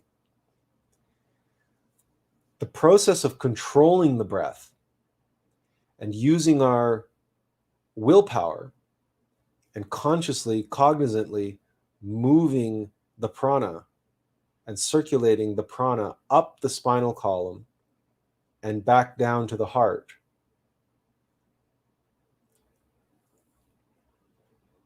It's as Swami Sivananda described. It's circulating the energy flowing up and in, whereas the standard way for the energy to flow in mechanical nature is down and out. You can observe that just by observing yourself. Sitting around, not doing anything, just letting your mind wander or watching TV or snacking mindlessly in front of the TV or playing video games or or doing Facebook or doing your phone or whatever. You're just expelling energy all the time. You're breathing in and out, right? You're not paying attention to your breathing. You're not paying attention to your body. All these things are happening mechanically, and because everything is happening mechanically, the mind is also being mechanical. And the emotions are also being mechanical, and everything's on autopilot, and it's just burning energy. It's just burning energy and burning energy and burning energy because the energy wants to flow. The fire wants to burn. The fire wants to flow down and out, as is the way of mechanical nature. That's just its way. It's not good or bad or evil or anything. It's just that's what mechanical nature does. And we know that's what mechanical nature does. Because look at all of our machines and our engines and how we make engines work. We burn fuel. It's the only way we know how to work with energy is to spend it, is to waste it, is to burn it. So pranayama, if you work with the energy consciously, not mechanically, but consciously, and you flow the energy up and in, not down and out, the energy is still flowing. Energy wants to flow, but now it's flowing up and in. We are raising the energy. And the process of changing the nature of something, of a phenomenon, but specifically energy, but also of matter. But matter is energy, so it doesn't matter. It doesn't make any difference. The process of transforming an entity, a phenomenon,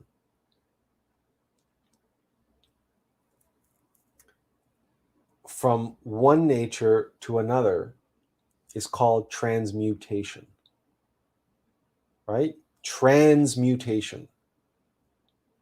Mutation would be a mechanical process of something becoming mutated, DNA becoming mutated. It's changed in some way, but it's mechanical, it's accidental, incidental. Yes, it's some mechanical process. Transmutation is the conscious process, the deliberate conscious process of working with the energy and transmuting it from behaving mechanically and flowing down and out to behaving consciously and flowing up and in divinely. So the divine mother, her energy at this level and the mechanical level behaves a certain way, flowing down and out. We raise it in pranayama to flow up and in. And we can do this as a single person. The most simple pranayama that we can do is what's depicted here in this image. And it is very, very, very simply using your finger and your thumb. We're going to use this hand because our microphone's in the way. But use your right hand as preferred. And you hold in one nostril. Sorry, let's make this bigger so you can see. You hold in one nostril and breathe in. And then you pinch both nostrils and you hold the breath. And then you release the first nostril and then you breathe out. Because the energetic channels that we have inside of us, the two nadis, Ida and Pingala, when we breathe in this way, each energetic channel is connected and related to each of our two nostrils. So we breathe in one nostril, we hold, we exhale the other nostril, then we breathe in with that same nostril, and we pinch and we hold, and then we exhale with the first nostril again. That's one complete cycle. So from left, out to right, back into the right, and then out to the left. That's the most simple pranayama that you can do. And unfortunately, with that particular practice of pranayama, if you suffer from allergies, as we do, sometimes it can be it can be difficult to do because either one or both of our nostrils are stuffed up. And it becomes a very impractical way of attempting to do pranayama. So the second technique that we're going to share with you tonight is called Hamsa. And we described it before. We've shared it with you before. And it's visualizing the energy rising up the spinal column to the top of the crown chakra. And we do that on the in-breath. And as we do that, we mentally perform the mantra Ham on the in-breath. So we breathe in, Ha, then that's Ham. Now, and the crown chakra, then we can mentally or audibly hold the breath and just slowly release it, pronouncing the mantra. This mantra is actually the mantra of the Muladhara chakra. But in our imagination, it helps to imagine that fire burning on the top of our head, like the Pentecostal fire. And like that, you can hear that in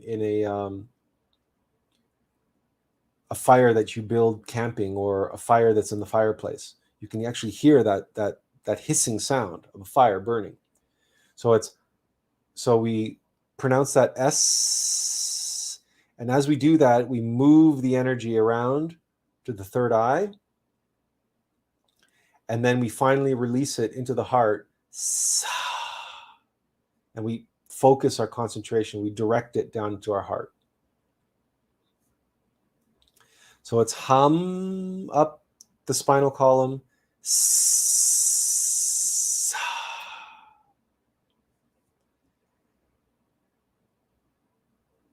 The S and the sa part you can do out loud. The hum you always have to do in your mind because you can't audibly create the sound while inhaling. Don't try to do it. You're just going to drive yourself mad, and you're going to sabotage the whole process.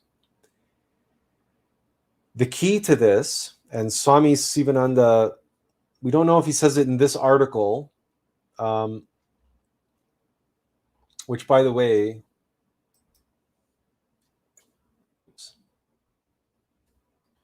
we're going to, before we forget,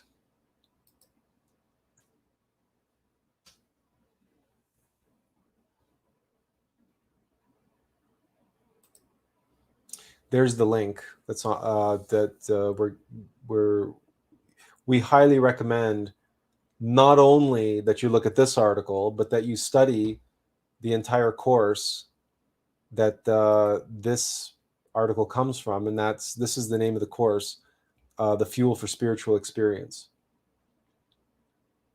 So the pranayama lesson is a part of this course. And this whole course is talking about the energy and working with the energy and the relationship of the fire to all of our spiritual practice and all of our spiritual experience. And pranayama is an important aspect of that, but so too is meditation and everything, and self-observation and transformation of impressions and everything else that we do. So getting back to Hamsa, we encourage you to go and read this article and to practice pranayama, because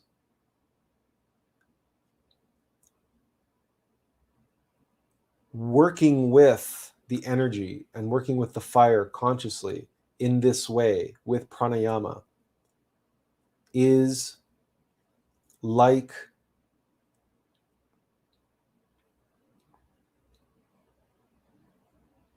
jogging on a treadmill, or using an elliptical machine, or lifting weights in the gym.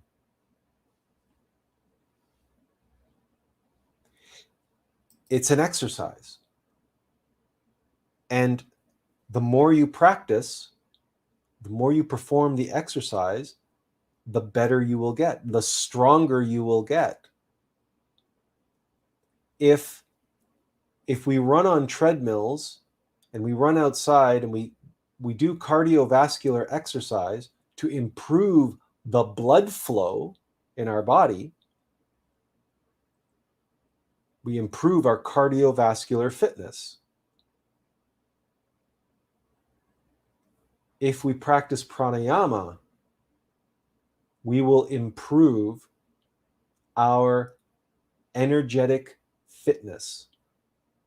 We will improve the flow of energy inside of us in the same way that cardio improves the flow of blood. Specifically, the energy will be flowing up and in. And if we practice pranayama consciously, cognizantly, and in remembrance of our Divine Mother,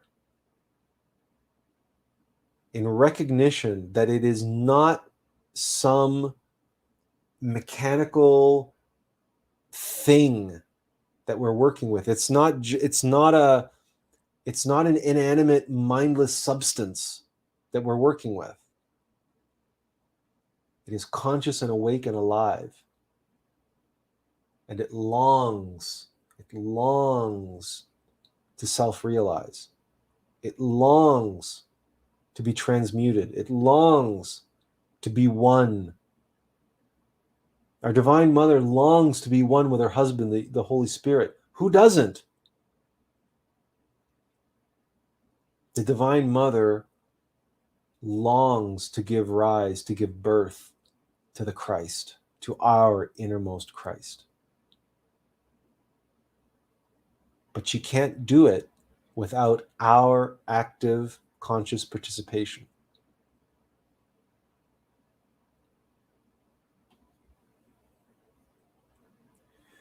And pranayama is the first step. If you practice pranayama before you meditate, your meditation will be that much more powerful. The question on how long should you practice pranayama? How often?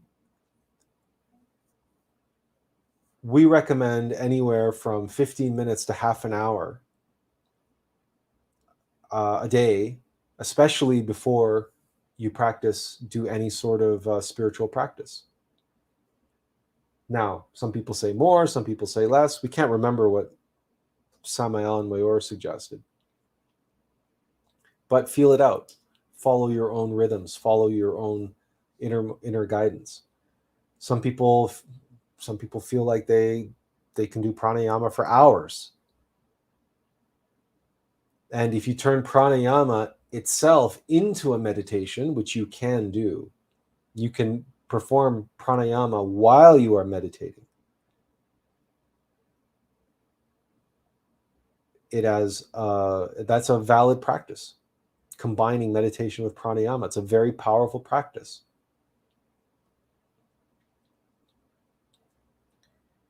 So if this is an exercise that improves the flow of energy, and what else can pranayama help us with?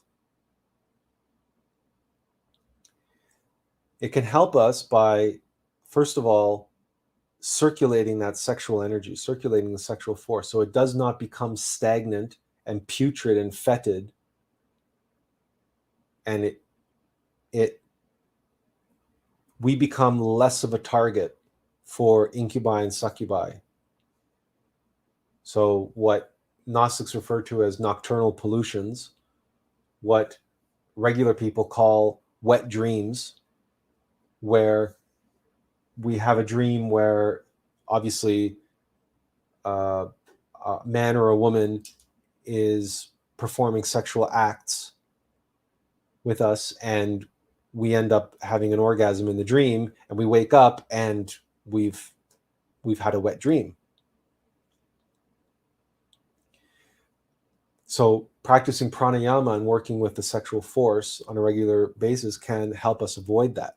Similarly, doing pranayama on a regular basis can assist us and help us with our own lust. Because if the sexual energy wants to flow, the sexual force, sexual energy remains stagnant in the sexual center and becomes accumulating there, and it becomes putrid and fetid and just like a swamp.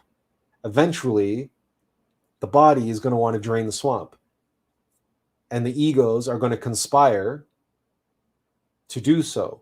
And the mind, and they will use the mind and they will use the emotions to work against us in order to do everything in its power to get us to masturbate or to go to a bar and to pick up, or go onto Tinder, or even go and hire a prostitute. There have been cases of Gnostics that fell into that problem. They went years and years and years practicing scientific chastity. Then all of a sudden, they were just completely overwhelmed with lust, and they just went out and they hired a prostitute, and they let their energy flow down and out.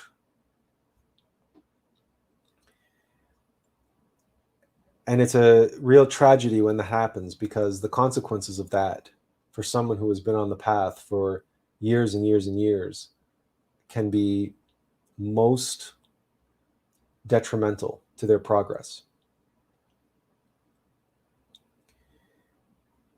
because we can fall, our innermost being can lose initiations, all of his initiations, if he falls.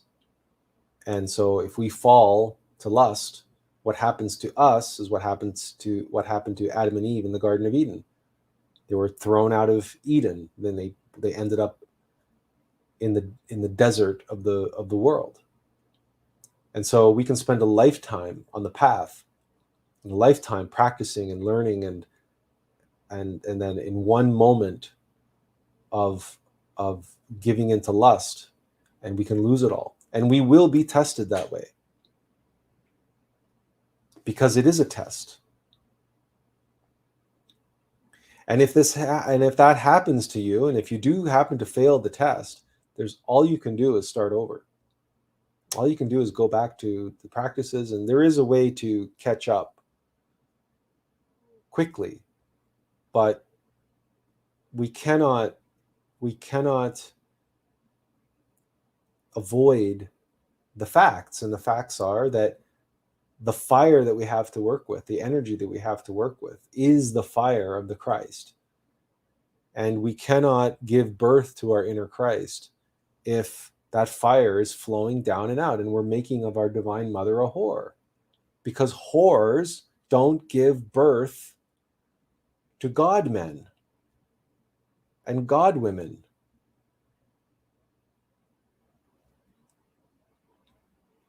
That's not how that works.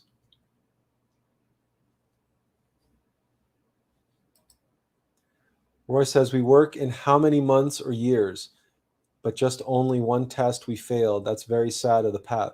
Yep, but it's the truth.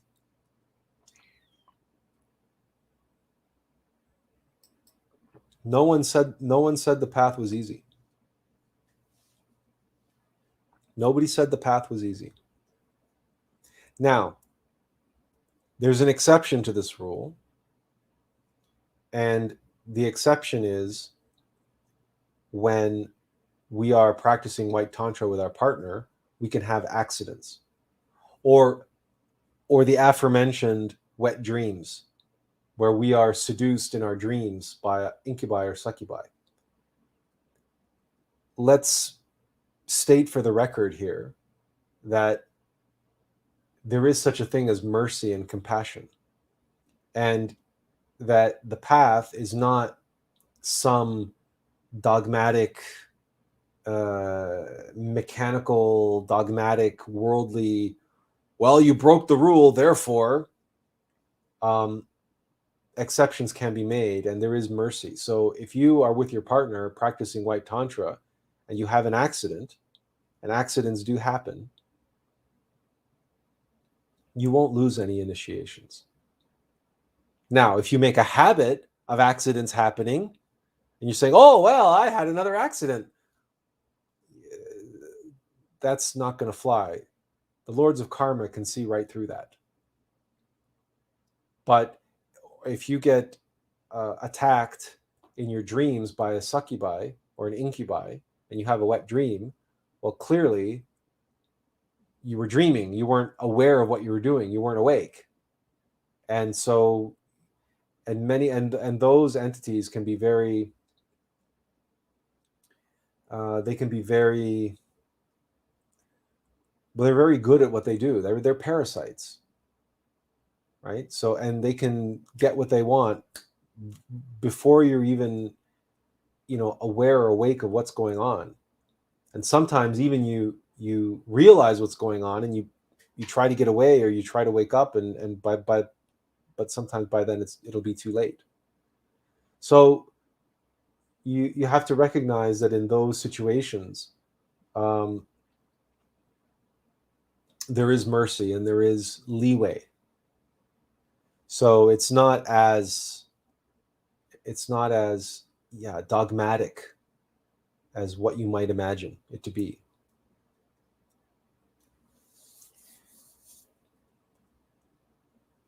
So there's another reason why doing breath work is important and pranayama is important. And that is when we are faced with such tests and trials and ordeals, when we are tested by our Divine Mother, and when we are forced to confront our egos, when our egos are being triggered, specifically lust, fear, anger,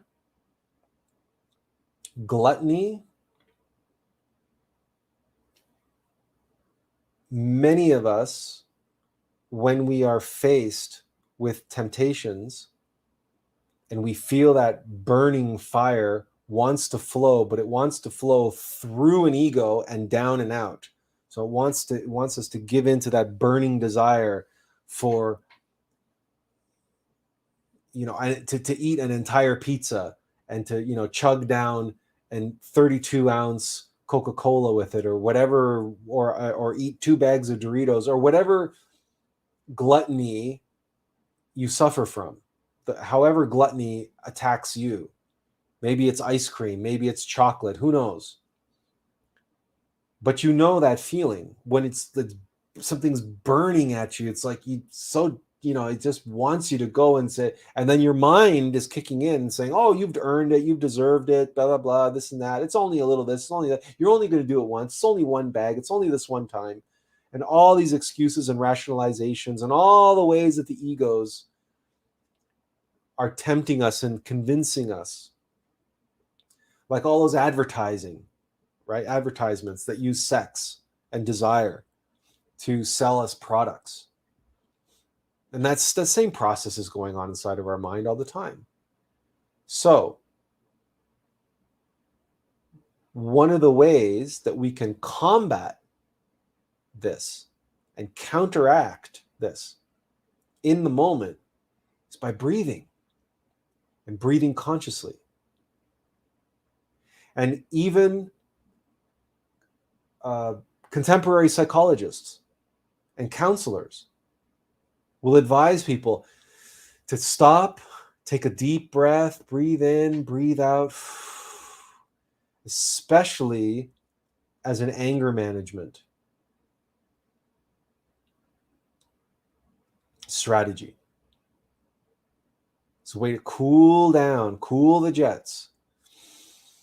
Breathe in, breathe out. Now, if we've practiced pranayama and we're used to breathing in and mentally performing the mantras and breathing out, we can do pranayama in the moment. And whether that temptation is lust, whether that temptation is anger or greed or fear or whatever it is, remember, it's all lust, it's all desire. We can use pranayama and that breathing in the moment to transmute that fire, to take that fire away from the egos. And remember our Divine Mother, direct it up, raise it up and in, and allow it to flow and circulate it within ourselves without allowing it to be consumed and used up by the ego. So that is a very valid and useful strategy for when we feel ourselves on the verge of giving up or giving in. We can do pranayama right there in the moment. And that's why it's good to practice pranayama in a very subtle way, mentally, so that in any given circumstances, no matter where you are, no matter who you're with, you have already tuned your body and your vital body to work with the energy subtly and silently.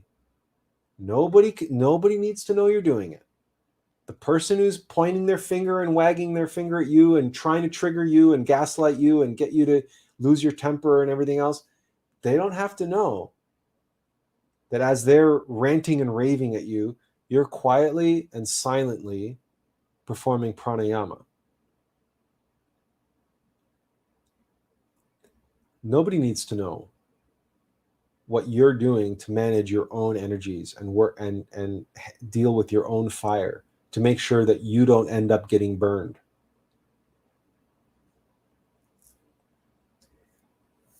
This strategy, this methodology, is also beneficial as we go through life practicing the transformation of impressions.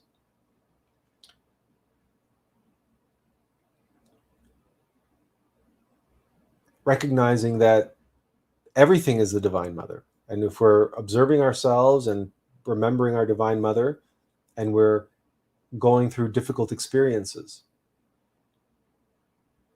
and again, experiences that are challenging us, testing us, they're ordeals, and our ego wants to react to these experiences, we can always pause and do 1, 2, 3 pranayamas. And in that time that it takes to do that and transmute that energy and remember our Divine Mother in that time, in that moment. And if we've done this pranayama in advance of meditation, and we've attuned our mind, we've trained our mind to settle down, calm down, and we've trained our heart to settle down, calm down, and the body to settle down, calm down after pranayama, then it's very likely that we will even receive guidance like we do in meditation in the moment, because we're practicing consciously working with the energy. And we can endure, we can transform impressions, even impressions of pain.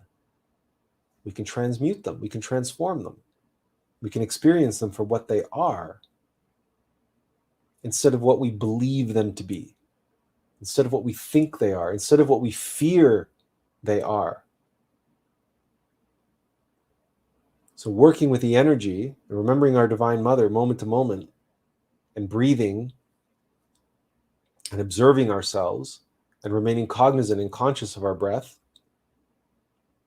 as Swami Sivananda stated in the quote at the beginning of the article, this helps attune our mind and it helps us to control and master our mind. Because if we control and master our breath, we are in control and transmuting our energy.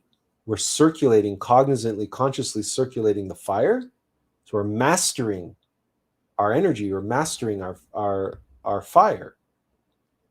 And if we master our fire, we can master our wind and our body and our earth and our waters, because the fire is the foundation of it all.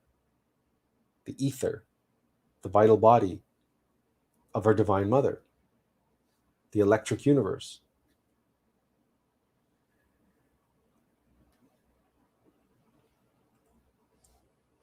So this practice is, as we stated, like doing cardio or lifting weights in the gym. It's there to help our performance as an athlete out in the world. It's the same way with any practice. And combining pranayama with meditation, either doing pranayama first, followed by meditation, or actually doing pranayama in meditation, one or both of those, experiment, try it, different ways. By doing that practice makes perfect. Practice leads to greater, better performance, and the experience of greater, better performance over and over and over again leads to mastery. But in many ways, pranayama is the foundation of it. You can do pranayama together with your partner.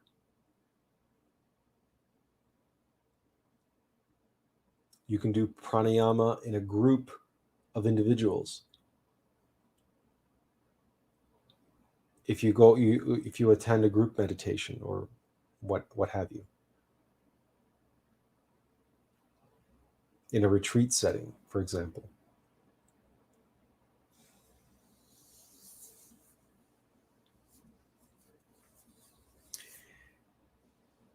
There is an advanced sort of form of transmutation for singles, and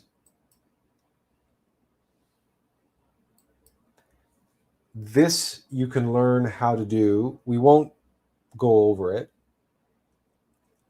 It's one of the rites of rejuvenation, and we'll give you the link here in the comments.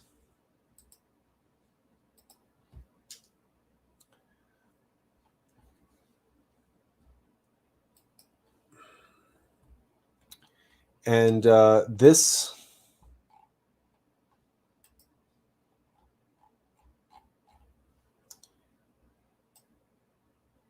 is the sixth rite. So it's near the end here. And it's a different practice for men and women. But it's called the Vairoli Mudra, or the transmutation for bachelors and bachelorettes. You have the link. We won't go over this on this live stream because, number one, it's a different practice for men and women.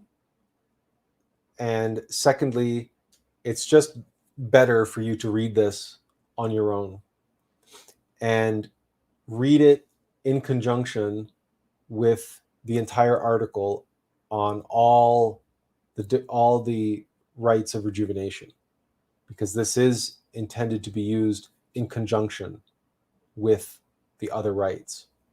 So to single it out and cherry pick it and practice it on its own can be done, certainly can be done, but it's better if you go through all the rites and save this one till the end. As we've saved it till the end. Then, of course, if you are married or in a committed relationship,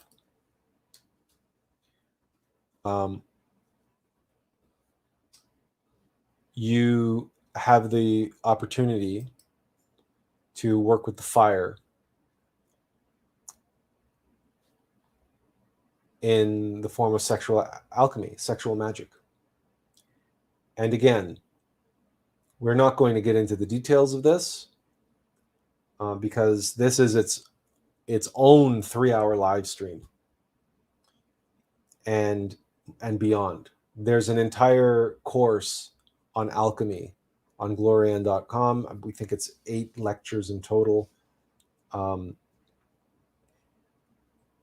We spend a lifetime becoming experts and masters of white tantra. Like all things, practice makes perfect. We can read about it, we can study it, we can talk about it, but really at the end of the day, we only really know what we're doing by doing it. And the reason why we're not going to get into it tonight, because of course we're already 2.5 hours into this live stream. And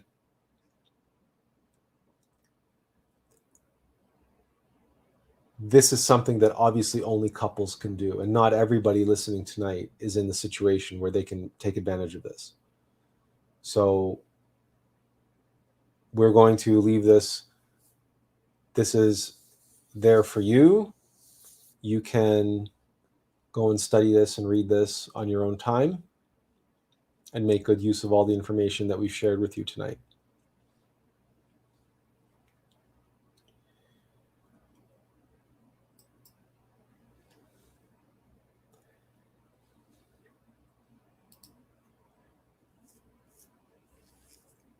One of the questions we asked when we announced this live stream was this question about walking through hell and walking through the flame, walking the path of flame, the path of fire, minus the pain of hell.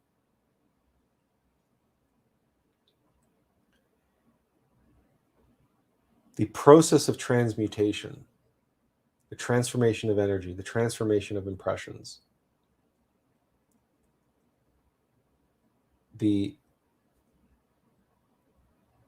is a process of transmuting the fire from its mechanical nature to divine nature. So if everything is the Divine Mother, and we've shared in the past a meme that, well, we've shared it so many times, it's we're constantly having to share it because there's this inherent misconception or misunderstanding between the two natures of nature, divine nature and mechanical nature. So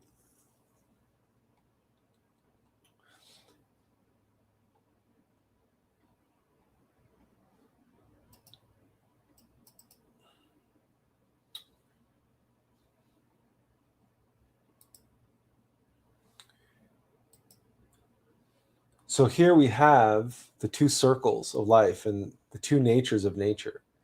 And as you can see, if each one of these circles represents a current, right? We actually use the water cycle as an allegory, as expressing and explaining how it's very easy, because we've now had 2.5 hours of talking about the fire and the water, and how the fire is in the water, and how electricity is a current, and how energy wants to move. Now, because we've used all these words and we've understood the relationship between fire and water, the fires and waters of sex, and the sexual force is the fire, and it's all divine Mother Nature, right? So it's Mother Nature. But Mother Nature has these two forms, the virgin and the whore. Mechanical nature, that's flowing down and out, and mechanical nature, which recycles. It lends us something, but then it takes it back. And divine nature descends into the world, but longs to go back. And we're here in the middle, and this is the surface tension on the water between evaporation, condensation, and precipitation, and between the undercurrents, the water that's trapped and gets sucked back down from undercurrents instead of evaporating into the sky. And this creates the surface tension on the water between water molecules that are trying to break free of physical water and become water vapor and evaporate and go into the clouds, versus water that's getting sucked by undercurrents back down to the bottom.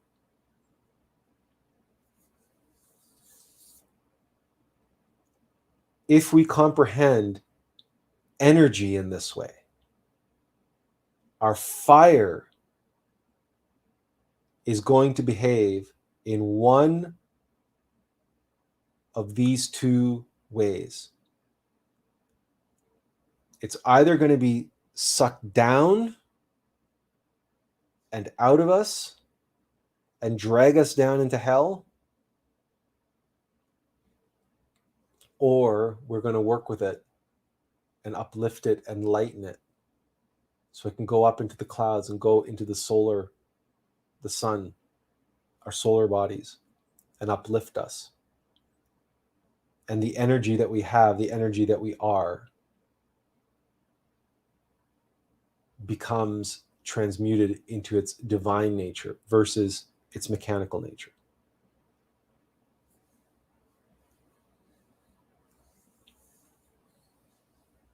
And if we master this, if we practice this, the pranayama and the self-observation, the transformation of impressions, the transmutation of energy from mechanical to divine, moment to moment, and in pranayama, and in white tantra, and in the Vairoli mudra, and in the rites of rejuvenation, and in everything that we do, we remember our Divine Mother, and we remember that this physical body is just a vessel and a vehicle, and that the energy inside, the fire that we have, at every moment and every turn, with every action that with every fiber of our being, we can circulate that energy and create a current of divine energy or mechanical. But if we can master that divine flow of energy and being calm and relaxed and circulating the prana the right way, up and in, we can walk through hell itself. And we will have like a shield, like the electromagnetic field of the earth protects the earth from harmful radiation. In the same way, we can radiate out from us a field of life-giving divine energy that the mechanical forces of nature are going to try to penetrate. They're going to try to entrain us.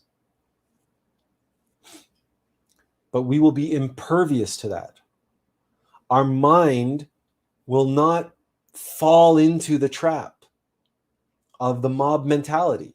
We will not be hypnotized by the mass media or the preacher, the televangelist, or the charming whoever, or indeed our own egos inside of us trying to hypnotize us, trying to turn our Divine Mother into a whore. Why? Because upright virgins don't go to whorehouses. Upright virgins are too busy flowing up and in than to hang around in seedy bars and nightclubs, or at death metal concerts, or Burning Man, where everybody's taking psychedelics and having polyamorous sex with one another, and they think they're having spiritual sex. Meanwhile, they're all basically screwing like rabbits beneath burning effigies. They're in hell.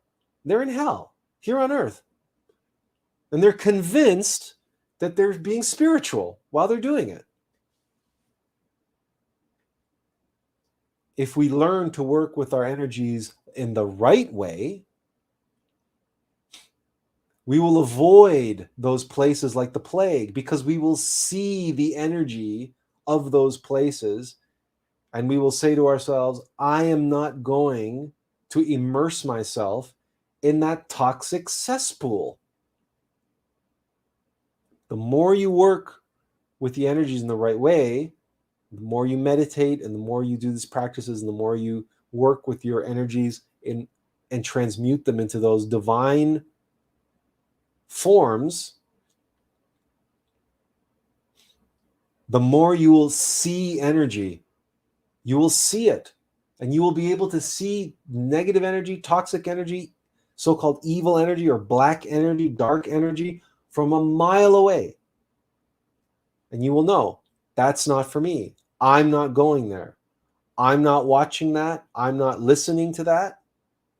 I'm not putting myself in those circumstances. I'm not hanging around those people.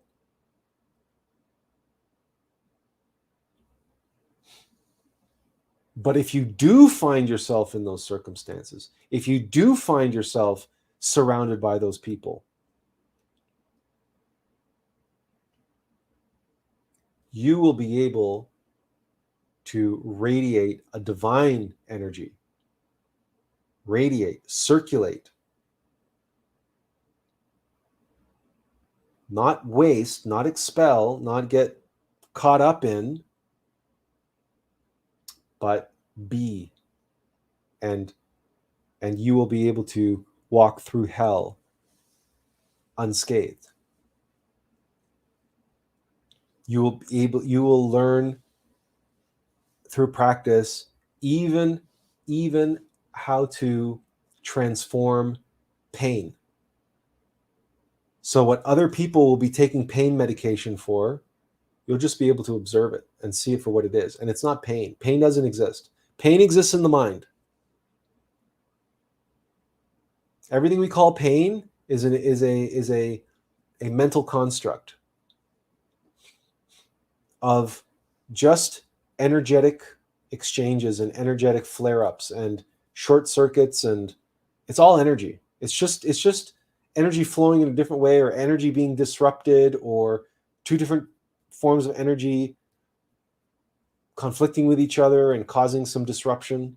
You can observe that and observe it for what it is without registering it as pain.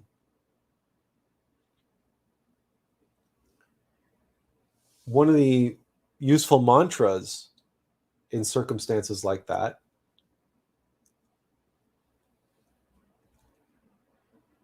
the mantra, it is what it is, and that is all. It is what it is. So when you're dealing with some pain, you don't call it pain. It is what it is. Now,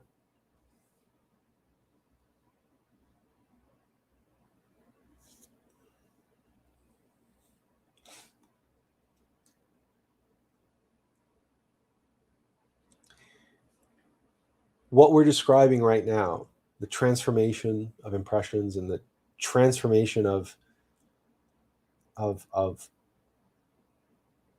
energy that the mind wants to interpret as pain or suffering or agony, or the burning, a burning circumstance that, again, the egos are always going to try to capture and take the experience of that and make it, the energy flow down and out, and enslave the mind and enslave the heart, and right, that's the ego's job. So it's always going to be trying to do that. But our experience of this and how we first truly became conscious of this practice is when we were skiing in Garmisch, Germany. Our brother and sister-in-law and nephew were living in Germany, and we went to visit them, and we went skiing in Garmisch. And the last run of the last day of skiing was already, the sun was going down. The slopes were by then quite worn and icy, but there was very few people, and so we took advantage of the fact that it was a wide open slope. There was nobody else. We were making big S curves and going quite fast. And unfortunately, there was a snowboarder who thought the same thing, but he thought he would just go barreling down the mountain, just like a madman. And he thought he could cut in front of us, but we were going too fast. So as he cut in front of us, we skied right into his back. And we ended up in the hospital in Garmisch with a broken collarbone. But because we were visiting from Canada, our brother had to get in touch with the insurance company back in Canada before they could go ahead with the medical treatment. So the whole time that my brother was arranging the medical insurance over the phone in Canada, I was lying on a gurney in the emergency ward, not being treated. I was just lying there, just waiting to get the okay from the insurance company so they could go and do their work. mind you, the nurses kept coming by about every 10 minutes asking if we wanted pain medication. Do you want something for the pain? You can have something for the pain. I can go get you something for the pain.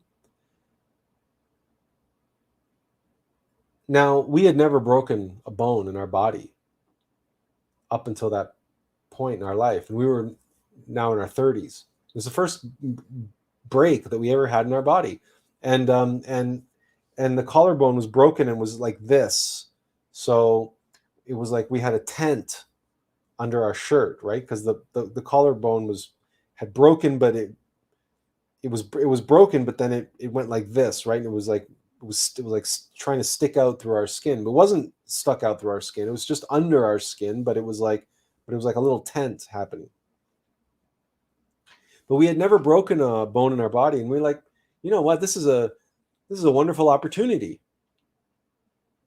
to experience what this is like. We've never experienced this before. So the whole time we were on that gurney, we were like touching and pressing and, you know, on the collarbone and everything else, and we were experiencing this shooting energy, like the electricity, like the energy going through the nerves and the fibers and the marrow and everything, and all the nadis and everything, because they were broken. There was like, there's quite a lot going on, you know, around there. And it was this shooting energy this shooting electricity through our body. Wherever we pressed, if we pressed here, it shot a different way. If we pressed there, it went a different way. And now, did it hurt? Was it pain? It was what it was. It is what it is, and that is all. That mantra came to us. It came to me. And it is what it is. It just is what it is. It is what it is. It is what it is. And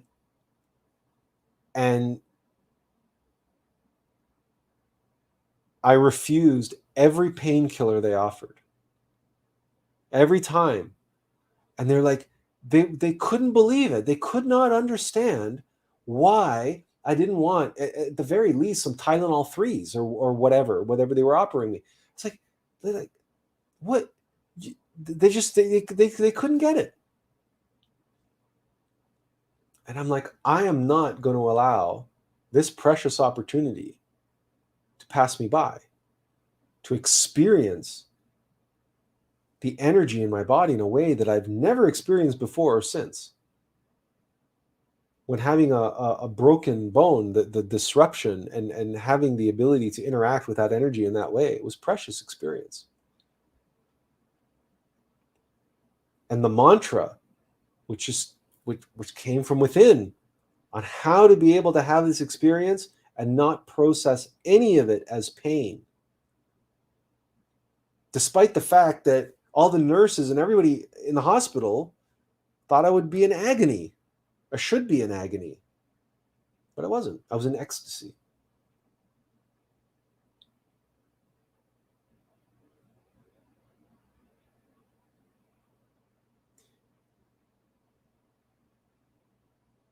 This was the visceral defining moment when I truly began to appreciate not the power of positive thinking. I wasn't changing this into something other than what it was. It is what it is, and that is all. I wanted to know and experience what a broken collarbone or a broken bone is. What is it? What is going on? And I can tell you that it's not pain. That is if you let your mind process what's going on. If you let your mind get in the way and call it pain, it will hurt like hell.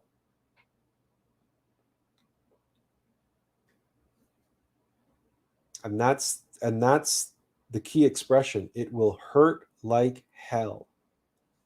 Hell is a psychological state. Hell is a place that our psyche goes if we allow it to. It goes to hell if we let mechanical nature and the agents of mechanical nature, our egos, take us there, because that's what the agents of mechanical nature want to do. That's their job. You see this circle down here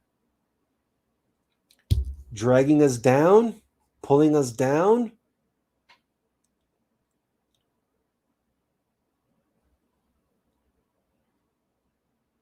That's what will happen if we let our fear, for example, get in the way of our being with objective reality. Why can't emotional pain be transmuted the same way, Benjamin? Why can't it? It's all energy. It's all just energy.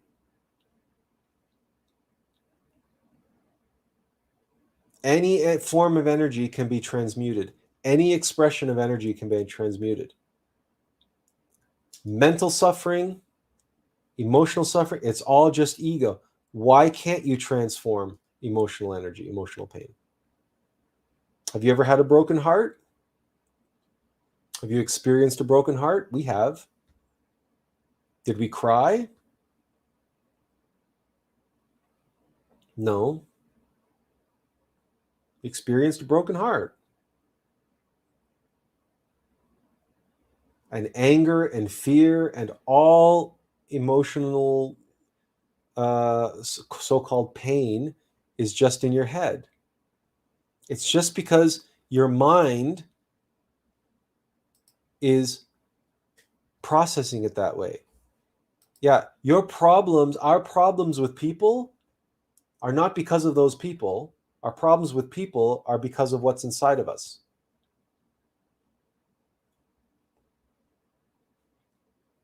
Remember what we said, okay? If you're asleep, you will get caught up in the mob mentality. If you're asleep, you will be affected by other people because their egos are going to trigger your egos and you're going to react. Their fire, their negative fire, is going to ignite your fire negatively. But if you're awake and if you're working with the fire and you're transmuting the fire, then their negative fire is going to be repelled by your positive fire, your divine fire. And even if they do trigger egos inside of you, you'll be able to observe that and transmute that and transform that. Like when we were talking about the lighthouse, when we were talking about the being an observation of stress and depression and anxiety without falling victim to depression and stress and anxiety.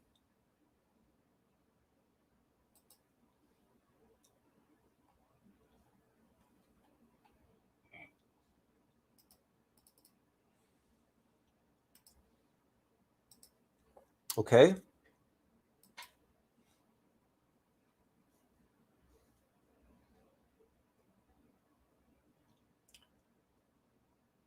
If you recall this lecture, right? There's a lot of energy in this image. The waves are going nuts. The lightning is striking. And because it's water, we know it's fire. The fires are in the waters, and the electricity is there, and it's all crazy, right? And there we are. There's our vessel in the middle of it all. And what have we said, right? Be in the lighthouse. Be the light shining down on the vessel. And don't identify, and don't get caught up in the storm. Then you can be walking through the fire. The vessel can be going through the storm, but you are identified with the light And the light transforms and transmutes.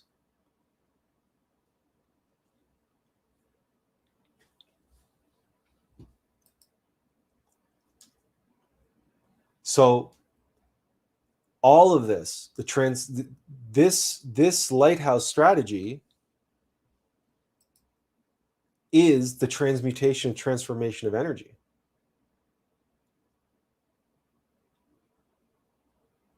It's working with the fire, because the Divine Mother is in everything, including what we call pain.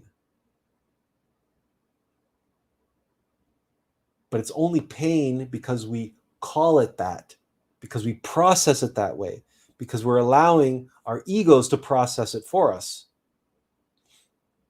We've talked about this before when we've talked about the transformation of impressions, the transformation of life.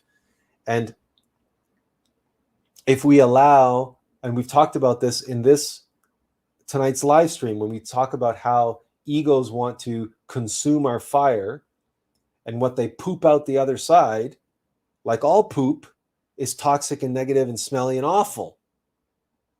Right? So if we allow our egos to mechanically digest and process the energy which is coming into us, the body of the Divine Mother, the energy of the Divine Mother, which is all around us, all the circumstances, all the people, all the things around us, then our egos are going to digest it and process it and shit out awful stuff.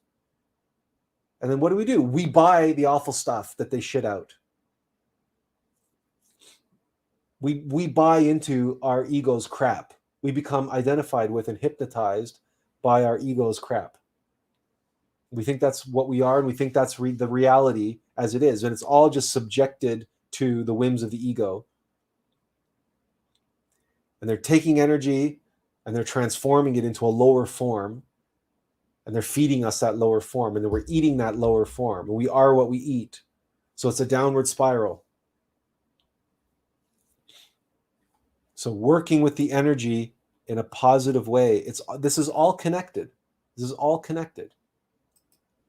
And this, we cannot emphasize the importance of this, of comprehending this diagram, this visualization, and the flow of energy. And this is all fire. This is working with the fire.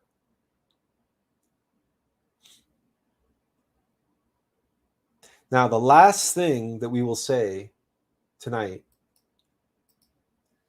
is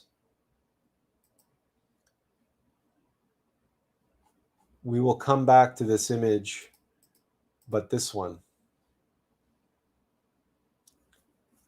This is the phoenix. This is the Christ.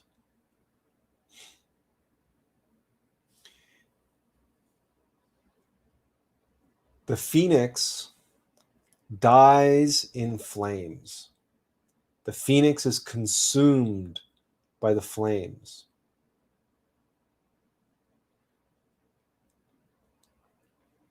It's turned to ash. It becomes black.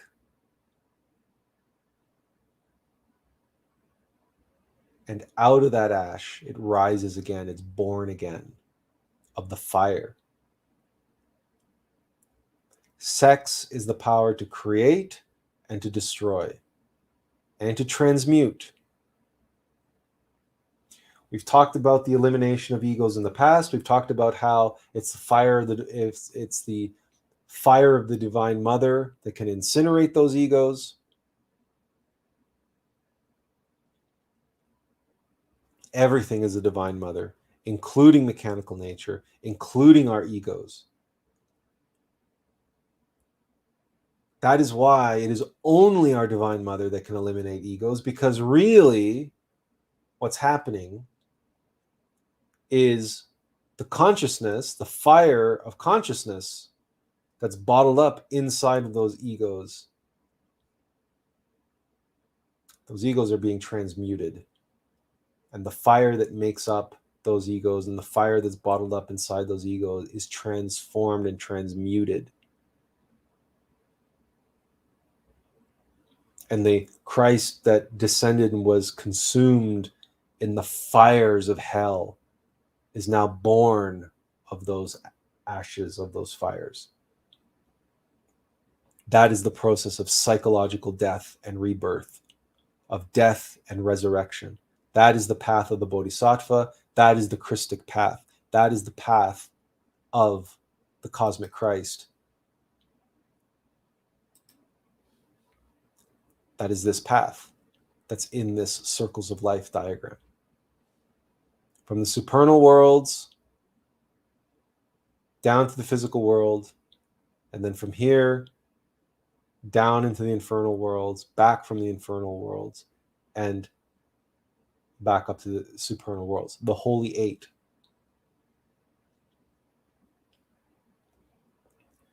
So when the Bodhisattva descends, when anybody descends, we're descended and we're saddled with the egos that we have through karma, or because we've taken on karma, we've taken on burdens. The only way to conquer those burdens is we have to go through hell. We have to descend. What we don't have to do is devolve necessarily. We don't have to get caught up in the downward spiral.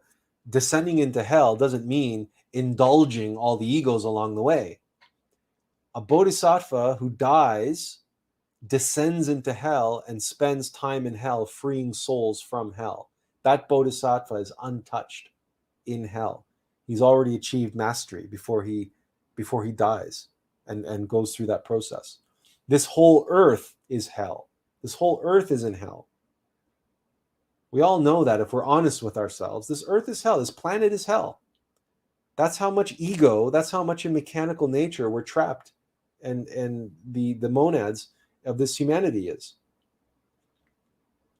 So we are in hell.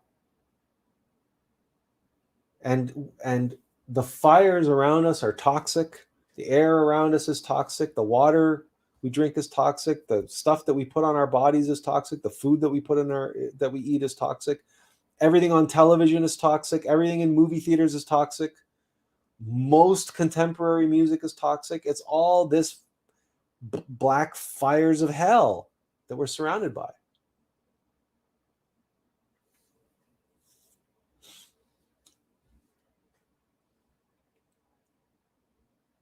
But it's all the Divine Mother. It's all the fire. And transmuting the fire from mechanical to divine is this process of dying and resurrecting and being born, the phoenix. This is the path of the Christ. And there are many, many beings from many, many planets here to pay karma and to experience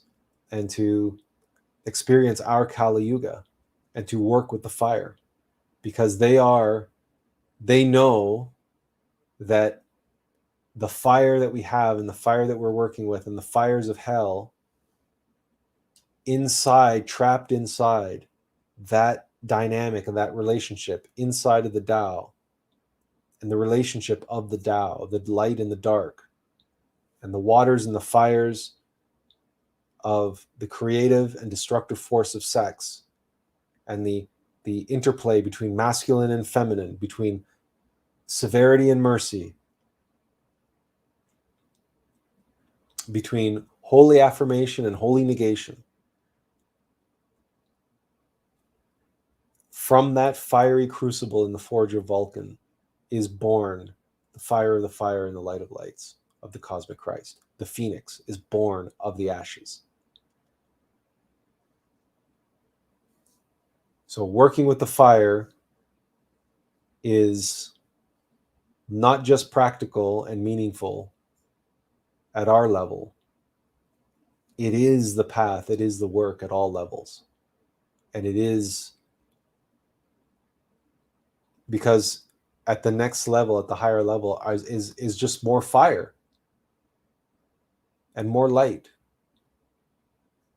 The fire of the fire and the light of lights of the Christ.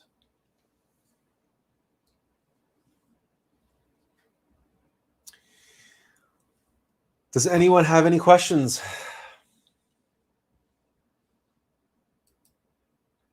We shared with you some links. We shared with you a lot of information and some practices. And, well,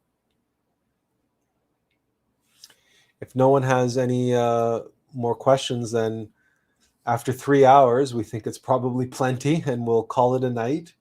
We will thank you for joining us, and hopefully we will see you on Friday. Take care, and inferential peace.